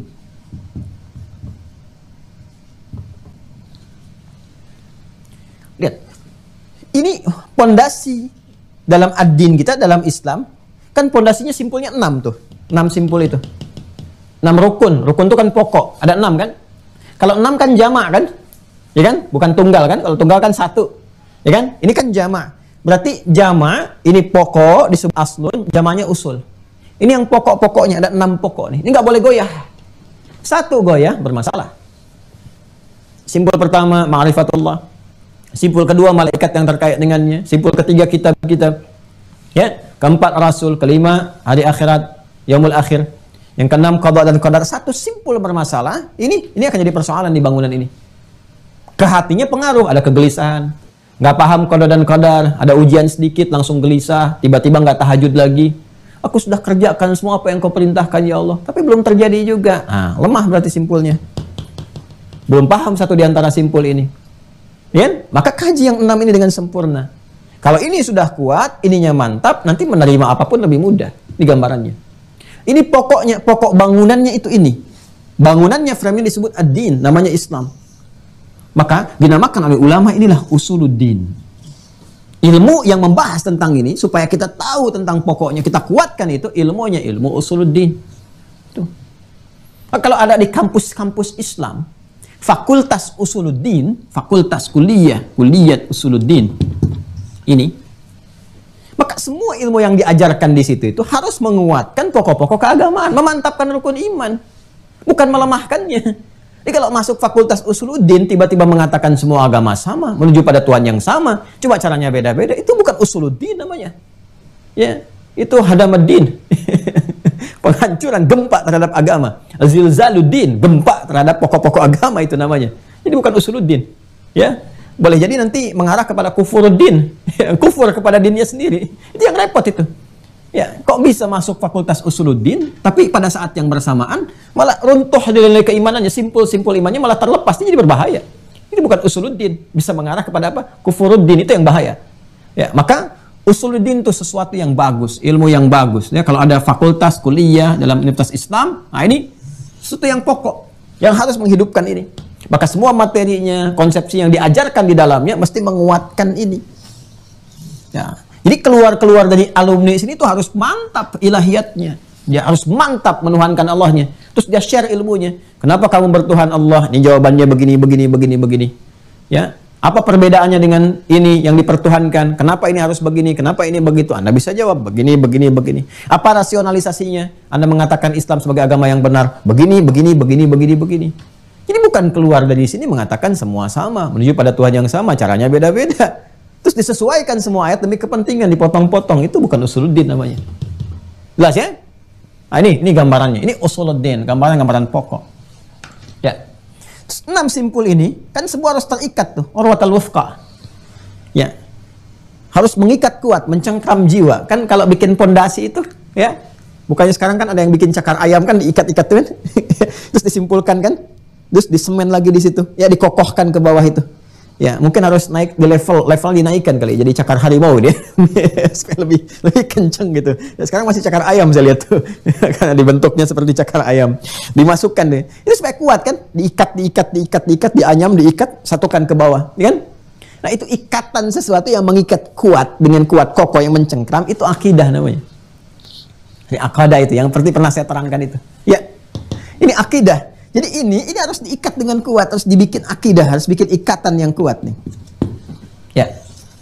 Untuk apa? Untuk mengikat ini bangunannya, kekuatannya, simpulnya. Kalau ini ikatannya sudah kuat, ke atasnya juga bagus. Jadi kan pondasi itu mengikat bangunan.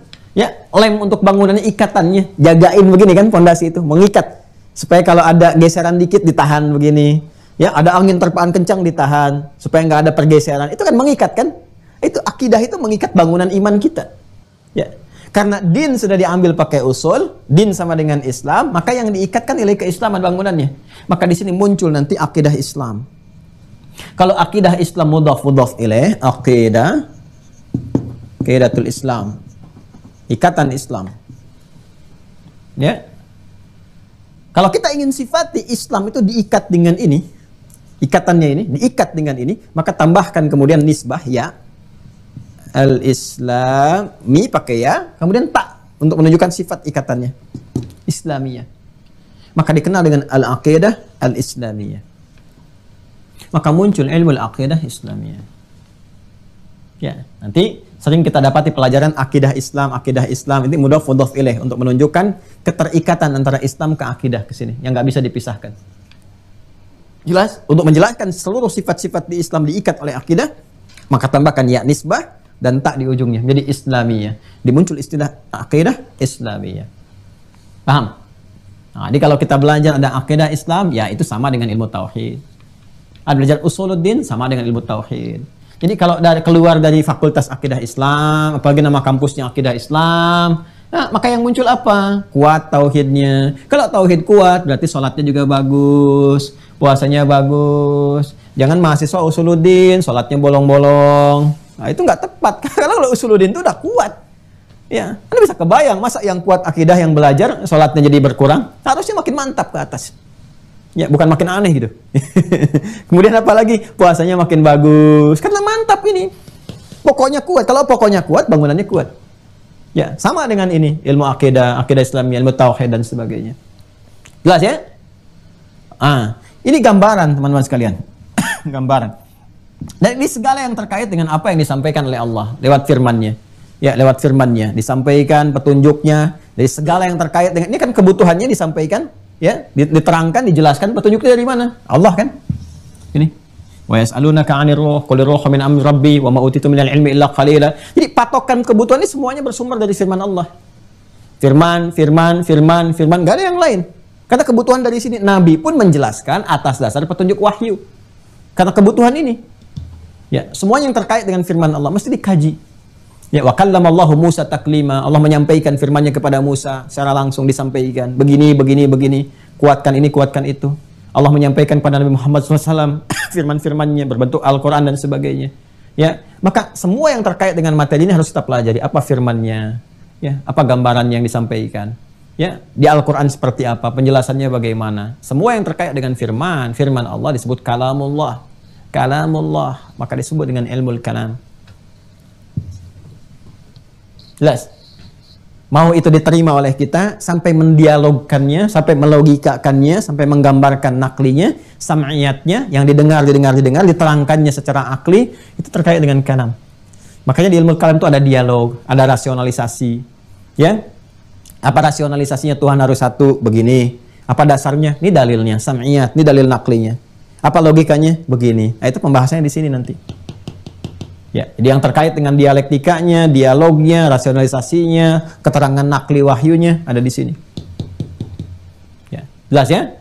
Babnya di sini. Nanti ini ada diksi penekanannya masing-masing nanti. Ya, kenapa perbedaan nama ini menunjukkan nanti penekanan dilalahnya masing-masing. Ini dilalah kepada ikatannya, ini kepada pokok-pokoknya, ini kepada penghambaannya yang satu, ini kepada dialektikanya nanti. Untuk penguatan-penguatannya. Karena ingin menunjukkan bahwa semua ajaran dalam Islam itu bukan hanya bimbingan nakliyah yang bernas, tapi juga akliyah. Ya, logis semuanya. Ya, kalau belum ketangkap logis nanti muncul bimbingan hikmah untuk menunjukkan begini maksudnya. Akal kamu terbatas, ikuti ini supaya meluas pemahamannya. Ya, jelas ya? Maka untuk mendapatkan itu semua teman-teman sekalian mesti dipahami, dimengerti. Ini nggak mungkin kalau nggak paham kita bisa praktekkan dalam kehidupan. Memahami, mengerti tentang sesuatu itu disebut dengan fikih namanya. Di syariat ada fikih tentang sholat supaya paham yang dibaca dalam sholat dikerjakan dalam sholat. Zakat ada fikih zakat supaya mengerti kapan berzakat, dikeluarkan kemana dan turunan-turunan yang lainnya, termasuk haji sampai umrah. Tapi di antara semua fikih ini yang tertinggi, yang terbesar. Ya. Sholatnya ngerti, tapi ikhlasnya nggak ngerti, bahaya sholatnya. Paham, sholat itu begini, benar dari awal sampai akhir, tapi nggak mengerti tentang ilmu ikhlas. Ketika nggak mengerti, maka faedahnya menjadi berkurang. Maka fungsinya sia-sia. Sudah sholat benar rukun, ya dari awal sampai akhir, takbir sampai dengan salam, cuman niatnya salah, ingin dilihat orang, riya namanya, maka berbahaya. Maka selain paham yang ini juga penting untuk dipahami, bahkan yang tertinggi, yang terbesar itu akbar namanya. Maka Al-Imam Abu Hanifah menyebut pelajaran tentang ini sebagai fiqhul akbar. Ya. Apakah berdiri sendiri? Ini aja materi nih nutrisinya. Tidak. Dikasih penjelasannya. Dikasih lahan untuk analisisnya. Bahkan diterangkan jalurnya kemana roh ini. Di dalam roh ini sematnya kemana. Nafas. Ada apa dalam nafas. Ada ini. Ada itu. Nafas. Nanti dari takwa dengan fujur dikemas lagi lewat apa kolbu. Dalam kolbu nanti ada isinya ada di mana? Ada di sodrun. Hubungan ini jiwa dengan akal bagaimana? Hubungan kemudian ke fisiknya seperti apa? Itu dijelaskan jalurnya. Sehingga bisa dilacak, dianalisis, dipahami, dimengerti. Makanya semua dalam Islam itu bisa dipahami itu. Ya. Kalau belum paham bukan nggak logis, berarti kurang pengetahuannya. Ya. Buktinya apa? Yang lain pada paham, kenapa Anda tidak? Dan yang lain mengerti, Anda tidak. Ketika yang lain mengerti, Anda tidak. Bukan tidak logis, Anda yang belum paham. Jadi belajar. Nah, dengan belajar itu dapat hikmah nanti. Wa may yu'tal hikmata faqad utiya khairan katsira. Hikmah itu membimbing akal untuk menangkap sesuatu dengan baik. Karena semua yang ada pada manusia punya keterbatasan. Kalau ingin lebih, dia tambah, ya kan? Pulsa kalau terbatas kan nggak bisa akses penuh. Belajarnya sepotong. Menyimpulkannya kan nggak sempurna. Ya, kalau pengen sempurna, tambah pulsanya. Kan? Pandangan terbatas, pendengaran terbatas. Kenapa akal nggak mau terbatas? Ketika terbatas, belajar supaya ditambah sehingga melampaui batasan tadi. Belajarnya pakai hikmah. Hikmah puncaknya di iman. Iman dulu datang hikmah, dibimbing akal untuk memahami. Nah, ini bisa dianalisis, dipahami sampai ke dalil, sampai ke fungsi. Sesuatu yang dianalisis ya dengan dasar-dasar yang kuat, cara untuk menguatkannya, rangkumannya, dalil-dalilnya, itu disebut an-nadhru wal istidlal. An-nadhru untuk analisisnya, istidlal, penguatan dalil-dalilnya dan penunjukan-penunjukannya. Maka ilmu tentang akidah, tentang tauhid, tentang juga usuluddin itu disebut juga dengan ilmu nadhri wal istidlal. Makanya kita itu di-challenge. Urusan tauhid aja la ilaha illallah, itu Allah diminta untuk diriset. Silahkan riset nih. Sampai kamu yakin, hatta ya'tiyakal yakin. Sampai datang keyakinan, sampai maut tiba. Karena yakin di situ diartikan dengan maut juga. Sampai datang kematian. Sampai dijaga keislaman itu sampai meninggal. Wala tamutunna illa wa antum muslimun. Kalau ingin dibuktikan, silakan riset kata Allah. Kenapa Allah itu harus Tuhan satu-satunya yang hak, yang esa? Alasannya apa? Logikanya apa? Silakan riset. Ini dalilnya. Silakan bandingkan. Silakan di-challenge. Dan pada akhirnya pun indah sekali. La ikraha fiddin. Nggak dipaksa kalau kamu ingin ambil kesimpulan. Tapi kalau cara kamu menggunakan ilmu itu benar, ujungnya akan syahadat ke sini. Itu yang dimaksud Quran surah 3 itu ayat 18. Syahidallahu annahu la ilaha illa huwa wal malaikatu wa ulul ilmi qa'iman bil qist. Jadi para pemilik pengetahuan yang supportnya kepada kebenaran pada akhirnya akan menetapkan Allah Tuhan yang hak, la ilaha illallah. Makanya banyak orang pintar itu pada masuk Islam ketika dia riset dan seterusnya menemukan kebenaran dan tidak dipaksa. La ikraha fiddin, menemukan kebenaran nggak mau ngambil itu pilihan masing-masing. Ya, ketika kembali kepada sang pencipta yang hak, dia mengambil resikonya. Itu indahnya. Jadi diterangkan tanpa pernah menyoal sesuatu ini dan itu, nggak mencela ini dan itu, menyelangkan secara objektif, membandingkan, menunjukkan dengan dalil, silahkan diperkenalkan menganalisis, bahkan di-challenge, dan kesimpulan akhirnya, la ikraha fiddin. Nggak dipaksa, silahkan. Itu indah sekali. Luar biasa. Ya. Nah ini, penamaan-penamaan ini yang menunjukkan bahwa ilmu ini begitu penting. Begitu istimewa. Ya, para ulama aja menganggap penting. Masa kita yang bukan ulama atau belum jadi ulama dengan ya mengabaikannya. Nah, ini memberikan kesan kepada kita bahwa yang ingin saya sampaikan tadi ini sangat penting ya, kemudian juga menjadi bagian inti dari kehidupan kita. Bahkan kalau ini sudah kuat, kan amalan kuat tuh. Ini kuat, amalnya makin kuat. Kalau amal makin kuat terjaga, kan amal makin kuat kan meningkatkan takwa kan? Masih ingat gak yang saya terangkan? Roh itu ya kan? Bawaannya nafas ada jiwa takwa. Jadi kalau bagus, ini bagus pondasinya, takwanya otomatis meningkat. Ya, makanya peningkatan takwa disupport lewat ibadah kan? Itu jalurnya itu yang pernah saya terangkan. Ya, puasa untuk takwa la'allakum tattaqun. Ya, kemudian haji juga tazawwadu fa inna khairaz zadi taqwa. Dengan takwa juga, salat takwa juga, itu semua. Kalau ini naik, takwanya naik. Jadi kalau diminta meningkatkan takwa itu meningkatkan ibadah. Meningkatkan ibadah untuk nutrisinya roh. Ya, nutrisi roh itu untuk menjaga keislaman. Orang yang disebut muslim. Kalau dijaga sampai meninggal, sukses dia. Itu aja kok, nggak lebih. Itu yang dimaksudkan Quran surah ketiga Al-Imran ayat 102. Ya ayyuhalladzina amanu, hai orang-orang yang punya iman. Iman tuh simpulnya 6. Ittaqullaha, tingkatkan takwamu kepada Allah lewat ibadah. Haqqa tuqatih, dengan cara yang benar. Jangan berpenyakit, jangan riya, jangan macam-macam. Jaga ikhlas. Ya kan? Wala tamutunna illa wa antum muslimun. Jaga itu sampai meninggal. Kamu menjadi muslim. Muslim itu memeluk Islam. Tunduk, patuh, taat, dan sebagainya. Itu gambarannya. Kalau itu bisa kita jaga, la ilaha illallah, ditunjukkan implementasinya lewat amal, udah. Dijamin kata Nabi, dakhalal jannah. Masuk surga itu jaminan Nabi loh. Bukan jaminan kita. Dengan rahmat Allah dijamin surga. Dengan rahmat Allah. Ya. Ada di mana keterangannya? Ini kitab ini, Fathul Majid. Nah, bisa didapatkan. Ini juga ada di kitab ini dikutip beberapa keterangan dari hadis. Ya, kita tunjukkan misalnya Bismillahirrahmanirrahim. Ini Fathul Majid karya syarah kitab tauhid. Ini babnya fadlut tauhid wa ma yukfaru minadz dzunub. Ya, keutamaan tauhid dan manfaatnya yang bisa menggugurkan dosa-dosa. Ya, ini di halaman 39. Hadisnya dari sahabat Ubadah bin As-Samit radhiyallahu taala anhu. Ya, halaman 39 dan seterusnya. Kali ini syarah nih ke bawahnya nih. Ini matannya di atas, isinya ini syarahnya ke bawah. Ya, saya bacakan ya. Bismillahirrahmanirrahim. Qala al-muallifu an Ubadah bin As-Samiti, dari sahabat Ubadah bin Samit, semoga Allah meridai kepada beliau. Beliau menyampaikan, qala Rasulullah sallallahu alaihi wasallam. Rasulullah sallallahu alaihi wasallam bersabda, "Man syahida an la ilaha illallah wahdahu la syarikalah." Ini. Siapa yang bisa bersyahadat dengan kuat, dengan baik. Ya. La ilaha illallah, enggak ada Tuhan selain Allah. Tidak ada Tuhan selain Allah yang layak disembah, layak dipertuhankan. Wahdahu la syarikalah. Wahdah, yang wahid, yang satu, ahad, ya kan? Kemudian la syarikalah, tidak menyekutukannya. Kemudian berlanjut, ini masih syarah, saya baca matannya aja ke atas, ya. Kemudian wa anna Muhammadan abduhu wa rasuluh, dan jalur untuk bersyahadat itu lewat Muhammad sallallahu alaihi wasallam. Abduhu wa rasuluh, hamba Allah dan rasulnya. Jadi syahadat kan diikat dengan syahadu an la ilaha illallah, kemudian syahadu anna Muhammadan Rasulullah. Jadi bersyahadat kepada Allah itu implementasinya, caranya ditempuh lewat jalur yang disampaikan Nabi Muhammad sallallahu alaihi wasallam. Ya, cara berislamnya, cara bersyahadatnya. Dan wa ana Isa Abdullah wa rasuluh, dan dia juga mengakui ya nabi-nabi sebelum Nabi Muhammad mengonfirmasi datang membawa risalah. Di antaranya siapa? Nabi Isa alaihissalam, ya, bukan Tuhan tapi hambanya. Dari dalam Islam yang kita pahami, Nabi Isa alaihissalam, Yesus Mesias itu bukan Tuhan, bukan anak Tuhan, tapi siapa? Tapi hamba Allah dan Rasulnya. Sama dengan Nabi Muhammad, hamba dan Rasul. Sama dengan Nabi Musa, hamba dan Rasul. Ya, sama dengan Nabi Ibrahim, hamba dan Rasul. Dilahirkan juga, ya, hasil dari proses kemanusiaan yang terjadi secara biologis. Ya, itu yang kita pahami. Maka kita iktirkan semua nabi-nabi, semua rasul-rasul, semuanya hamba-hamba Allah Subhanahu wa taala. Abduhu wa rasuluhu wa kalimatuhu alqaha ila Maryam wa ruhun minhu.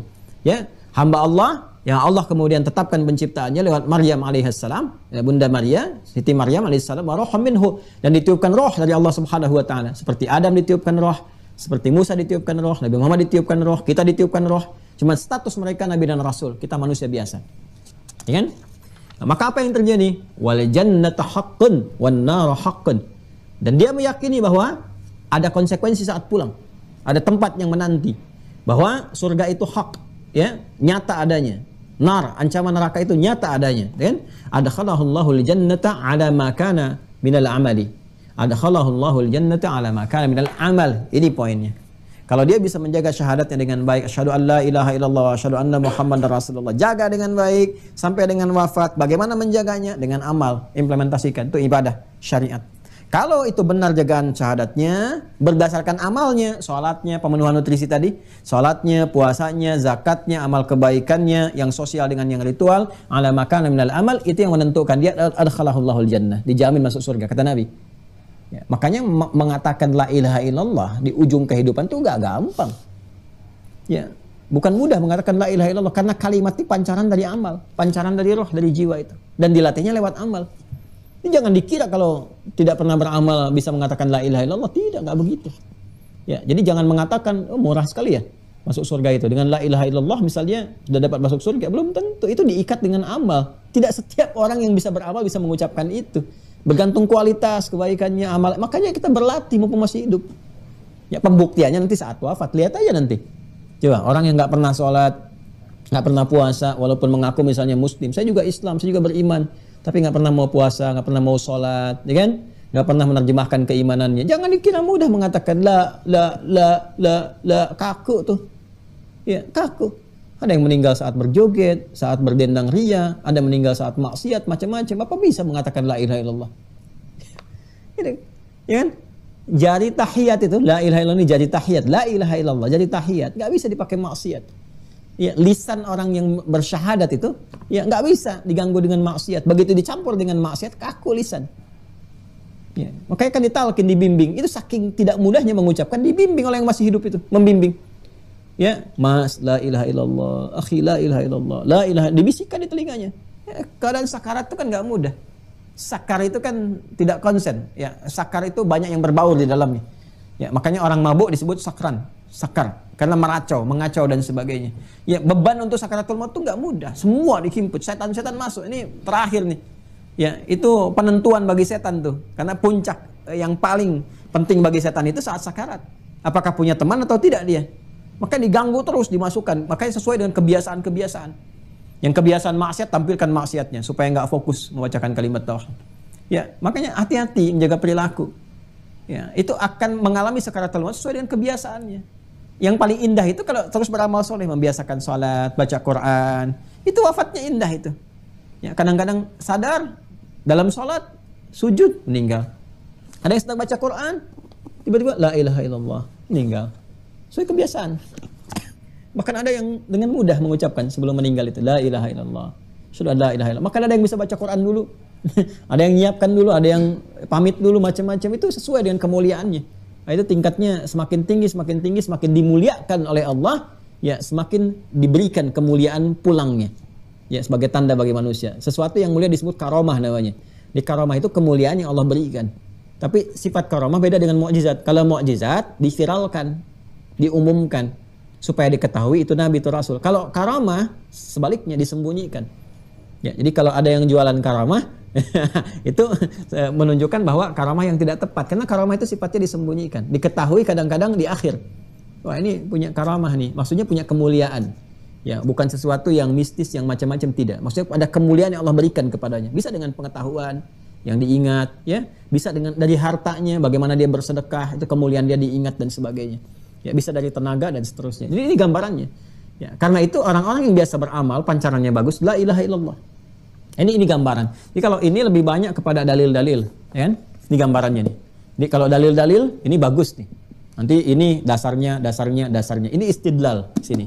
Kalau kita ingin bawa ke metodologi, nah ini menerangkannya lebih bagus pakai metodologinya. Ya, kalau kita nanti ingin matang dialektikanya sehingga disoal tuh. Ya, sekarang tantangan kita ada pemikiran liberal, sekuler, pluralisme. Ah, ini bagus nih yang ini. Ini untuk menjawab segala hal. Jadi kita komplit nih, mau disoal lewat logika, kita jawab logikanya begini. Mau metodologi, kita terangkan dengan mudah sehingga apa yang diterangkan tuh gampang dipahami, jelas, rasional. Mau pakai dalil, lengkap. Ini dalilnya ini, ayatnya ini, hadisnya ini, suratnya ini. Tuh. Jadi nggak ada celah. Mau nyoal lewat mana? Yang lucu kadang-kadang nyoal lewat logika tapi nggak punya dalil. Agama itu kan dalil. Ya kan? Tapi orang yang kebanyakan dalil artinya nggak mampu menerangkan dengan mudah kepada orang. Jadi kalau sedikit-sedikit dalil, dalil itu bagus, pokok. Ya, pokok, tapi yang bagus juga bagaimana menyampaikan dalil itu dengan baik. Kadang-kadang ada masyarakat itu yang dia tuh awam, saking awamnya itu yang penting diperintah bagaimana. Sampaikan dengan cara yang mudah. Makanya orang tua dulu ulama kita itu nggak banyak dalilnya. Karena thiqah ulamanya. Thiqah, diketahui ini alim, ini baik, contoh, diperintahkan, kerjakan. Sekarang kenapa orang banyak menuntut dalil? Karena thiqahnya berkurang. Karena sekarang mudah gitu, orang jadi ustadz tuh mudah sekali. Kemarin profesi A, sekarang ustadz. Saya bingung juga tuh. Kemarin menghibur di televisi, sekarang sudah jadi ustadz. Jadi kiai gitu. Ya, alhamdulillah semua transformasi itu alhamdulillah kita syukuri. Tapi ada jalurnya, ada caranya. Ya, orang belajar sampai puluhan tahun agama sampai datang itu masya Allah gitu ya, masih biasa-biasa saja. Ini kemarin baru begini, sekarang sudah naik tingkat jadi kiai, jadi ini jadi itu. Ya alhamdulillah. Cuma kualifikasinya harus diperjelas sehingga di situ yang menjadikan masyarakat kadang sering menuntut. Ini dalilnya mana? Alasannya apa? Padahal agama itu kalau sudah thiqah nggak boleh ditanya dalil. Ya, jadi ada ustadz itu masih umum. Ya, nanti ada dai, ada mubaligh, ada alim, ada faqih, ada mufti. Itu kalau sudah sampainya ke alim, ke mufti, apalagi mufti itu, faqih, itu nggak sopan tanya dalil itu. Nggak sopan itu. Ya. Itu kalau di Timur Tengah tanya dalil sama mufti atau sama faqih, itu disuruh pergi cari syekh yang lain aja kan. Tanya sama yang lain. Nah, karena sudah thiqah, jadi manusianya aja udah dalil gitu, manusia dalil, tanya dalil lagi. Ya kalau yang awam, kalau yang mujtahid atau sama-sama belajar dikasih referensi kitab, coba cek di kitab ini konstruksinya begini, diterangkan. Karena kenapa bisa mengakses kitab, bisa baca. Jadi kalau dikasih kitab pun bisa baca sendiri. Nah ini ada orang-orang sekarang sudah nuntut dalil, dikasih kitab minta dibacakan. Kan repot itu. Ya, saya pernah mengajar, saya sederhanakan betul bikin presentasi ini. Itu ustadznya nggak bawa kitab katanya. Ya, jadi ustadznya syubhat. Jadi akhirnya pertemuan berikutnya saya bawa kitab 2 mobil, saya simpan di meja semua. Saya memang bukan ustadz kitab, saya bilang saya ustadz kutub. Kutub itu jamak dari kitab nih, buku punya ini. Kalau saya nerangkan ini yang Anda pelajari kemarin tauhid ini, nah itu di Timur Tengah levelnya SD. Ini kitabnya ini. Yang ini levelnya kuliahan. Ini yang ini. Kalau kita gabungkan itu yang saya terangkan nih, gambarannya begini. Dalilnya apa Ustadz? Ini di sini. Silahkan Anda baca. Ada nggak terjemahannya Ustadz? Bisa nggak dibantu terjemahkan? Ini kan bikin capek gitu. Jadi kalau Anda mau cari Ustadz, cari yang thiqah, kredibel, bagus, ilmunya baik. Itu yang dikatakan Imam An-Nawawi dalam kitabnya At-Tibyan. Wala yata'allamu illa mimman kamulat ahliyatuhu. Dan tidaklah seorang murid belajar dari guru kecuali guru itu matang keilmuannya. Ya, di bidang apa? Sanadnya di mana? Makanya dulu jelas. Ya, kalau ngaji aja. Belum bisa tafsir, jangan menafsirkan. Ya, sudah paham tafsir, baru boleh menafsirkan. Hadis. Ya, jangan kita ngaji misalnya ke fikih, ngaji fikih ke ahli tafsir yang belum mengetahui fikih seutuhnya. Tahu tafsir begini tapi belum mendalami fikih. Nah, itu bisa goyang. Ya, bisa beda nanti. Enggak semua disebut memahami segala hal, tidak, mesti tahu. Ini kan repotnya setiap yang pulang jadi ustadz. Ya, saya punya teman sekolah di Saudi, di kampus Saudi, jurusan pertanian. Ya, pulang ke Indonesia disuruh ngajar tafsir. Dia bilang sama saya, Ustadz, saya pulang suruh ngajar tafsir. Terus antum jelaskan apa? Tafsir kurma Ustadz. Cara nanamnya ini dan sebagainya. Ini masih bagus tuh, dijaga di satu bidang. Nah, itulah gambaran yang kita hadapi saat ini. Tapi setiap apapun kita harus proporsional, bijak. Ya, jadi jangan juga mencela, jangan juga saling merendahkan, menjatuhkan, tidak boleh. Ya, yang kita lakukan adalah proporsional saja. Kalau kita memahami bahwa ini belum bisa menjelaskan dengan baik, jangan dicela, jangan dihinakan. Mungkin dalam proses belajar dan sebagainya kita doakan supaya lebih baik, bisa belajar lagi. Terus saat bersamaan kita mengambil ilmu dari sosok-sosok yang kita nilai lebih baik atau lebih kuat atau lebih bisa memberikan penjelasan seperti yang diharapkan, tanpa harus menghadirkan hal-hal negatif kepada orang lain. Kalau begitu jiwa kitanya tenang, pikiran kitanya baik dan mudah menerima ilmu. Ya, karena itu nanti diteruskan wala yata'allamu illa mimman kamulat ahliyatuhu. Tidaklah seorang murid belajar kecuali dari guru yang menguasai di bidangnya. Ya, wa hasunat akhlaqu, dan baik perilakunya. Ya, jadi kalau ngajar juga pandai mencela orang, ngajar tapi jelek-jelekan orang lain juga. Nanti muridnya juga kalau dalam apa tuh Mas bahasa Spanyolnya itu ketepaan ya. Bisa ketepaan itu. bisa terkontaminasi juga. Nanti melahirkan murid yang mencela juga, alih-alih nanti beribadah dengan baik, berilmu yang baik, malah dijadikan peluru untuk saling menembak satu dengan yang lainnya. Untuk apa belajar kalau hanya untuk berdebat? Belajar itu untuk memperbaiki diri supaya ilmunya bagus, ibadahnya bagus. Jadi saya nggak pernah mengajarkan ya, Anda apalagi yang di Mira tuh, ya pelajaran-pelajaran yang digunakan hanya untuk menyoal orang lain. Saya tidak mau seperti itu. Ya, kita mendoakan, membangun harmoni, menghormati. Kalau ada orang lain beda memahami dalam furu', hal-hal yang cabang, ya ditoleransi. Ya, kalau yang usul diluruskan dengan cara yang baik, tapi pun dengan pemahaman yang benar, proporsional. Ya, itu saya kira yang bisa kita perkenalkan satu-satu. Nanti masih ada lagi, nanti ada I'tiqadul Khalis, ada buku-buku yang lain juga. Ya, ada ini yang lebih besar lagi nih, yang dari Al-Azhar. Jadi kita tunjukkan, nggak akan lepas lah dari beberapa. Jadi kurikulum itu setiap eranya itu dipermudah, isinya itu aja. Ya. Nanti konsepsi misalnya di abad kesekian, nanti kita masuk setelah mengkaji ayat-ayat surah-surah Makkiyah, kita akan bahas itu. Di kurikulum di awal abad ketiga, akhir abad kedua, ini tokohnya ini. Kenapa buat begini? Karena tantangan zamannya begini. Ya, di awal abad ke-6 dibikin begini, maka kita kenal istilah begini. Nanti kita jelaskan. Ya, kenapa nanti ada contoh yang sifat 20, di era kapan, tantangan bagaimana, kenapa di sini ada takwil, ada ini kenapa begini, dijelaskan sebagai wawasan pengetahuan. Ya, nanti kemudian di era ini awal abad ke-6 begini gambarannya begini, kita temukan lagi.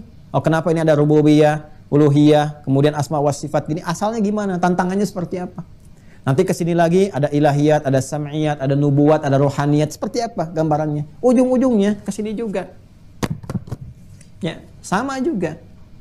Ya, apa itu? Tanzihul ma'budil haq, ya min sifatil ibad.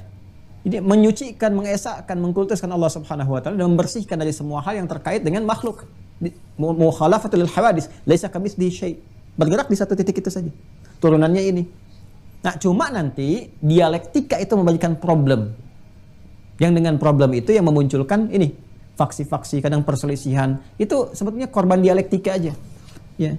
Ada yang belum tuntas di pemikiran Yunani karena senang dengan keilmuan dibahas, ditarik, jadi dialog falsafah dan sebagainya. Ya, kalau di filsafat kan hanya menguji kebenaran ya sebuah statement atau argumen atau pernyataan diuji. tapi nggak sampai ke implementasi. Akhirnya para pemikir itu bergulat di pemikiran aja, kerjanya mikir aja.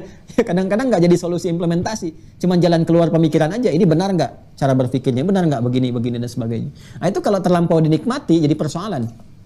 Ya, pada bidang-bidang tertentu solutif. Tapi kalau semakin banyak yang dikaji, kan dalam akidah itu ada yang diimani. Iman tuh objeknya apa? Objeknya di sini di hati, bukan di akal. Jadi kalau semua ditarik ke akal, sedangkan akal terbatas, iman luas, akal terbatas. Yang nggak masuk akal, masa yang luas ditarik ke yang terbatas? Sesuatu yang luas dikajinya dengan yang terbatas, yang akan nyampe. Kenapa? Karena akalnya terbatas. Sama kayak ingin melihat misalnya semut di seberang lautan, sebelang sana, ingin dilihat, pakai pandang aja terbatas. Gunakan alat teropong, baru bisa nampak tuh sedikit demi sedikit. Kenapa? Karena pandangan terbatas. Ingin dengar yang frekuensinya nggak bisa terdengar sesuatu, ya kan ada yang batas-batas tertentu. Dari batas A ke Z 20 sampai ke 20 ribu itu kan di hertznya itu. Ya kalau kita di bawah atau di atas itu nggak mungkin sanggup dengar. Terus masih mau didengar, nggak mungkin. Terbatas. Lalu kalau pandangan terbatas, pendengaran terbatas, kenapa akalnya nggak mau terbatas? Kan jadi aneh itu. Iman itu perkara luas. Ada bagian pokok-pokok yang ditangkapnya oleh iman. Objeknya ditangkap oleh iman. Dia tangkap pakai akal, ya keliru. Ya sama mandi pakai gelas itu, minum pakai gayung. Ya, itu kan repot gitu ya. Jadi ada sesuatu yang proporsional di situ. Jadi nggak semua harus dikaji dengan akal. Ada sesuatu yang diimani. Begitu diimani, hikmah datang. Hikmah ini yang menuntun akal untuk memahami. Itu maksudnya. Gitu. Makanya ada perkara-perkara yang terkait dengan Allah dan seterusnya. Itu nggak bisa. Ya, di objeknya langsung menggunakan akal bahan kajiannya. Pakai iman dulu. Nanti datang hikmah membimbing. Karena itu nanti dalam dunia tafsir itu ada takwil dan turunannya. Dan itu ketat bidangnya. Ketat ya. Nanti saat masuk ke situ kita belajar. Nah, kalau sudah kita pelajari wawasan luas, bijak kita bersikap. Jadi tidak ada lagi kita saling misalnya ribut-ribut ini itu, kita pahami. Ya pada akhirnya kan masa kita memaksakan apa yang diyakini oleh orang lain. Ya kan? Ya kalau dalam furu'iyat ya nggak ada masalah. Yang usul itu yang beda, itu yang repot. Ya, kalau sudah rukun imannya beda, itu yang jelas-jelas beda. Ya, kalau dalam pemahaman dan seterusnya sepanjang masih dalam frame yang sama, ya itu harus innamal mu'minuna ikhwah, harus bersaudara. Ya, ruhama'u bainahum. Jangan ruhama bi ghairihim, ya kan? Asyidda'u alaihim. Jadi dengan sesama kencang gitu kan, tapi dengan yang luar-luar kok jadi pada baik-baik, itu kan repot gitu. Ya, kalau bisa ruhama bainana, baik-baik dengan kita, harmoni dengan yang lain. Itu kan bagus tuh. Nah, itulah nanti piagam Madinah yang bisa diwujudkan dalam kehidupan. Nah, ini kurang lebih teman-teman sekalian yang kita kaji. Mudah-mudahan diridhoi oleh Allah Subhanahu wa taala. Yang baik-baiknya kita terima, diamalkan. Kalau ada yang salah itu mutlak dari saya pribadi. Ditunjukkan supaya saya perbaiki, atau nanti diketahui mungkin ada pemahaman yang berbeda, atau ada simpul-simpul yang harus kemudian diikat kembali supaya bisa dijelaskan dengan baik. Nah, ini yang akan lebih mulia ya. Dan saya juga seringkali menyampaikan jangan cepat menyalahkan sesuatu. Dicari dulu, pelajari dulu, boleh jadi kitanya yang belum dapat ilmunya gitu. Ya, atau pemahamannya belum tuntas, atau salah mengerti, salah memahami, atau mendengar dengan kurang lengkap. Ya, apalagi sekarang musim digital yang terpotong-potong. Ya, apalagi ngaji sorobnya nggak sempurna. Ya, kan tasrifnya 12. Dia potong sampai 3 aja gitu. Taba ya tubuh YouTuban. Ya, makanya ngelihat ke YouTube-nya terpotong-potong. Taba ya tubuh YouTuban bahwa yatibun ya jaka maitubun. Jadi sampai 12 nggak sampai 12 tuh. Ya, makanya hati-hati ya. Ya, kalau ada video-video potongan dan sebagainya, tolong sumbernya di satu aja, di official ya. Adidas official sama yang Mira ini, Mira yang logonya begini. Kalau yang potongan-potongan itu saya tidak bertanggung jawab itu. Ya, makanya kita kasih ketat supaya tidak terjadi seperti yang kebanyakan kekinian. Ya, mudah-mudah untuk dicari dengan niat masing-masing dan bertanggung jawab dengan segala apa yang diambilnya. Nah, semoga Allah memuliakan kita, menjaga kita, dan meridhai apa yang kita kerjakan dalam kehidupan, saling mendoakan dalam kemuliaan. Ya, jangan pernah merasa pesimis dan lelah untuk beramal saleh, bertobat, beristighfar, dan memperbanyak syukur kepada Allah Subhanahu wa taala. Terima kasih. Mohon maaf, semoga kita diberikan kekuatan untuk saling menyayangi karena Allah Subhanahu wa taala, dan dikumpulkan dalam kemuliaan bersama Rasulullah sallallahu alaihi wasallam dan umat terbaik dari kalangan yang diridhai oleh Allah dan dicintai oleh Rasulullah sallallahu alaihi wasallam. Allahumma taqabbal minna innaka antas sami'ul alim wa tub 'alaina innaka antat tawwabur rahim. Allahumma rabbana atina fid dunya hasanah wa fil akhirati hasanah wa qina adzabannar. Wa sallallahu ala sayyidina Muhammad wa ala alihi wa sahbihi ajma'in. Subhanakallahumma bihamdika nasyhadu an la ilaha illa anta nastaghfiruka wa natubu ilaik. Walhamdulillahi rabbil alamin. Berjumpa esok hari dalam kajian surah-surah Makkiyah. Assalamualaikum warahmatullahi wabarakatuh.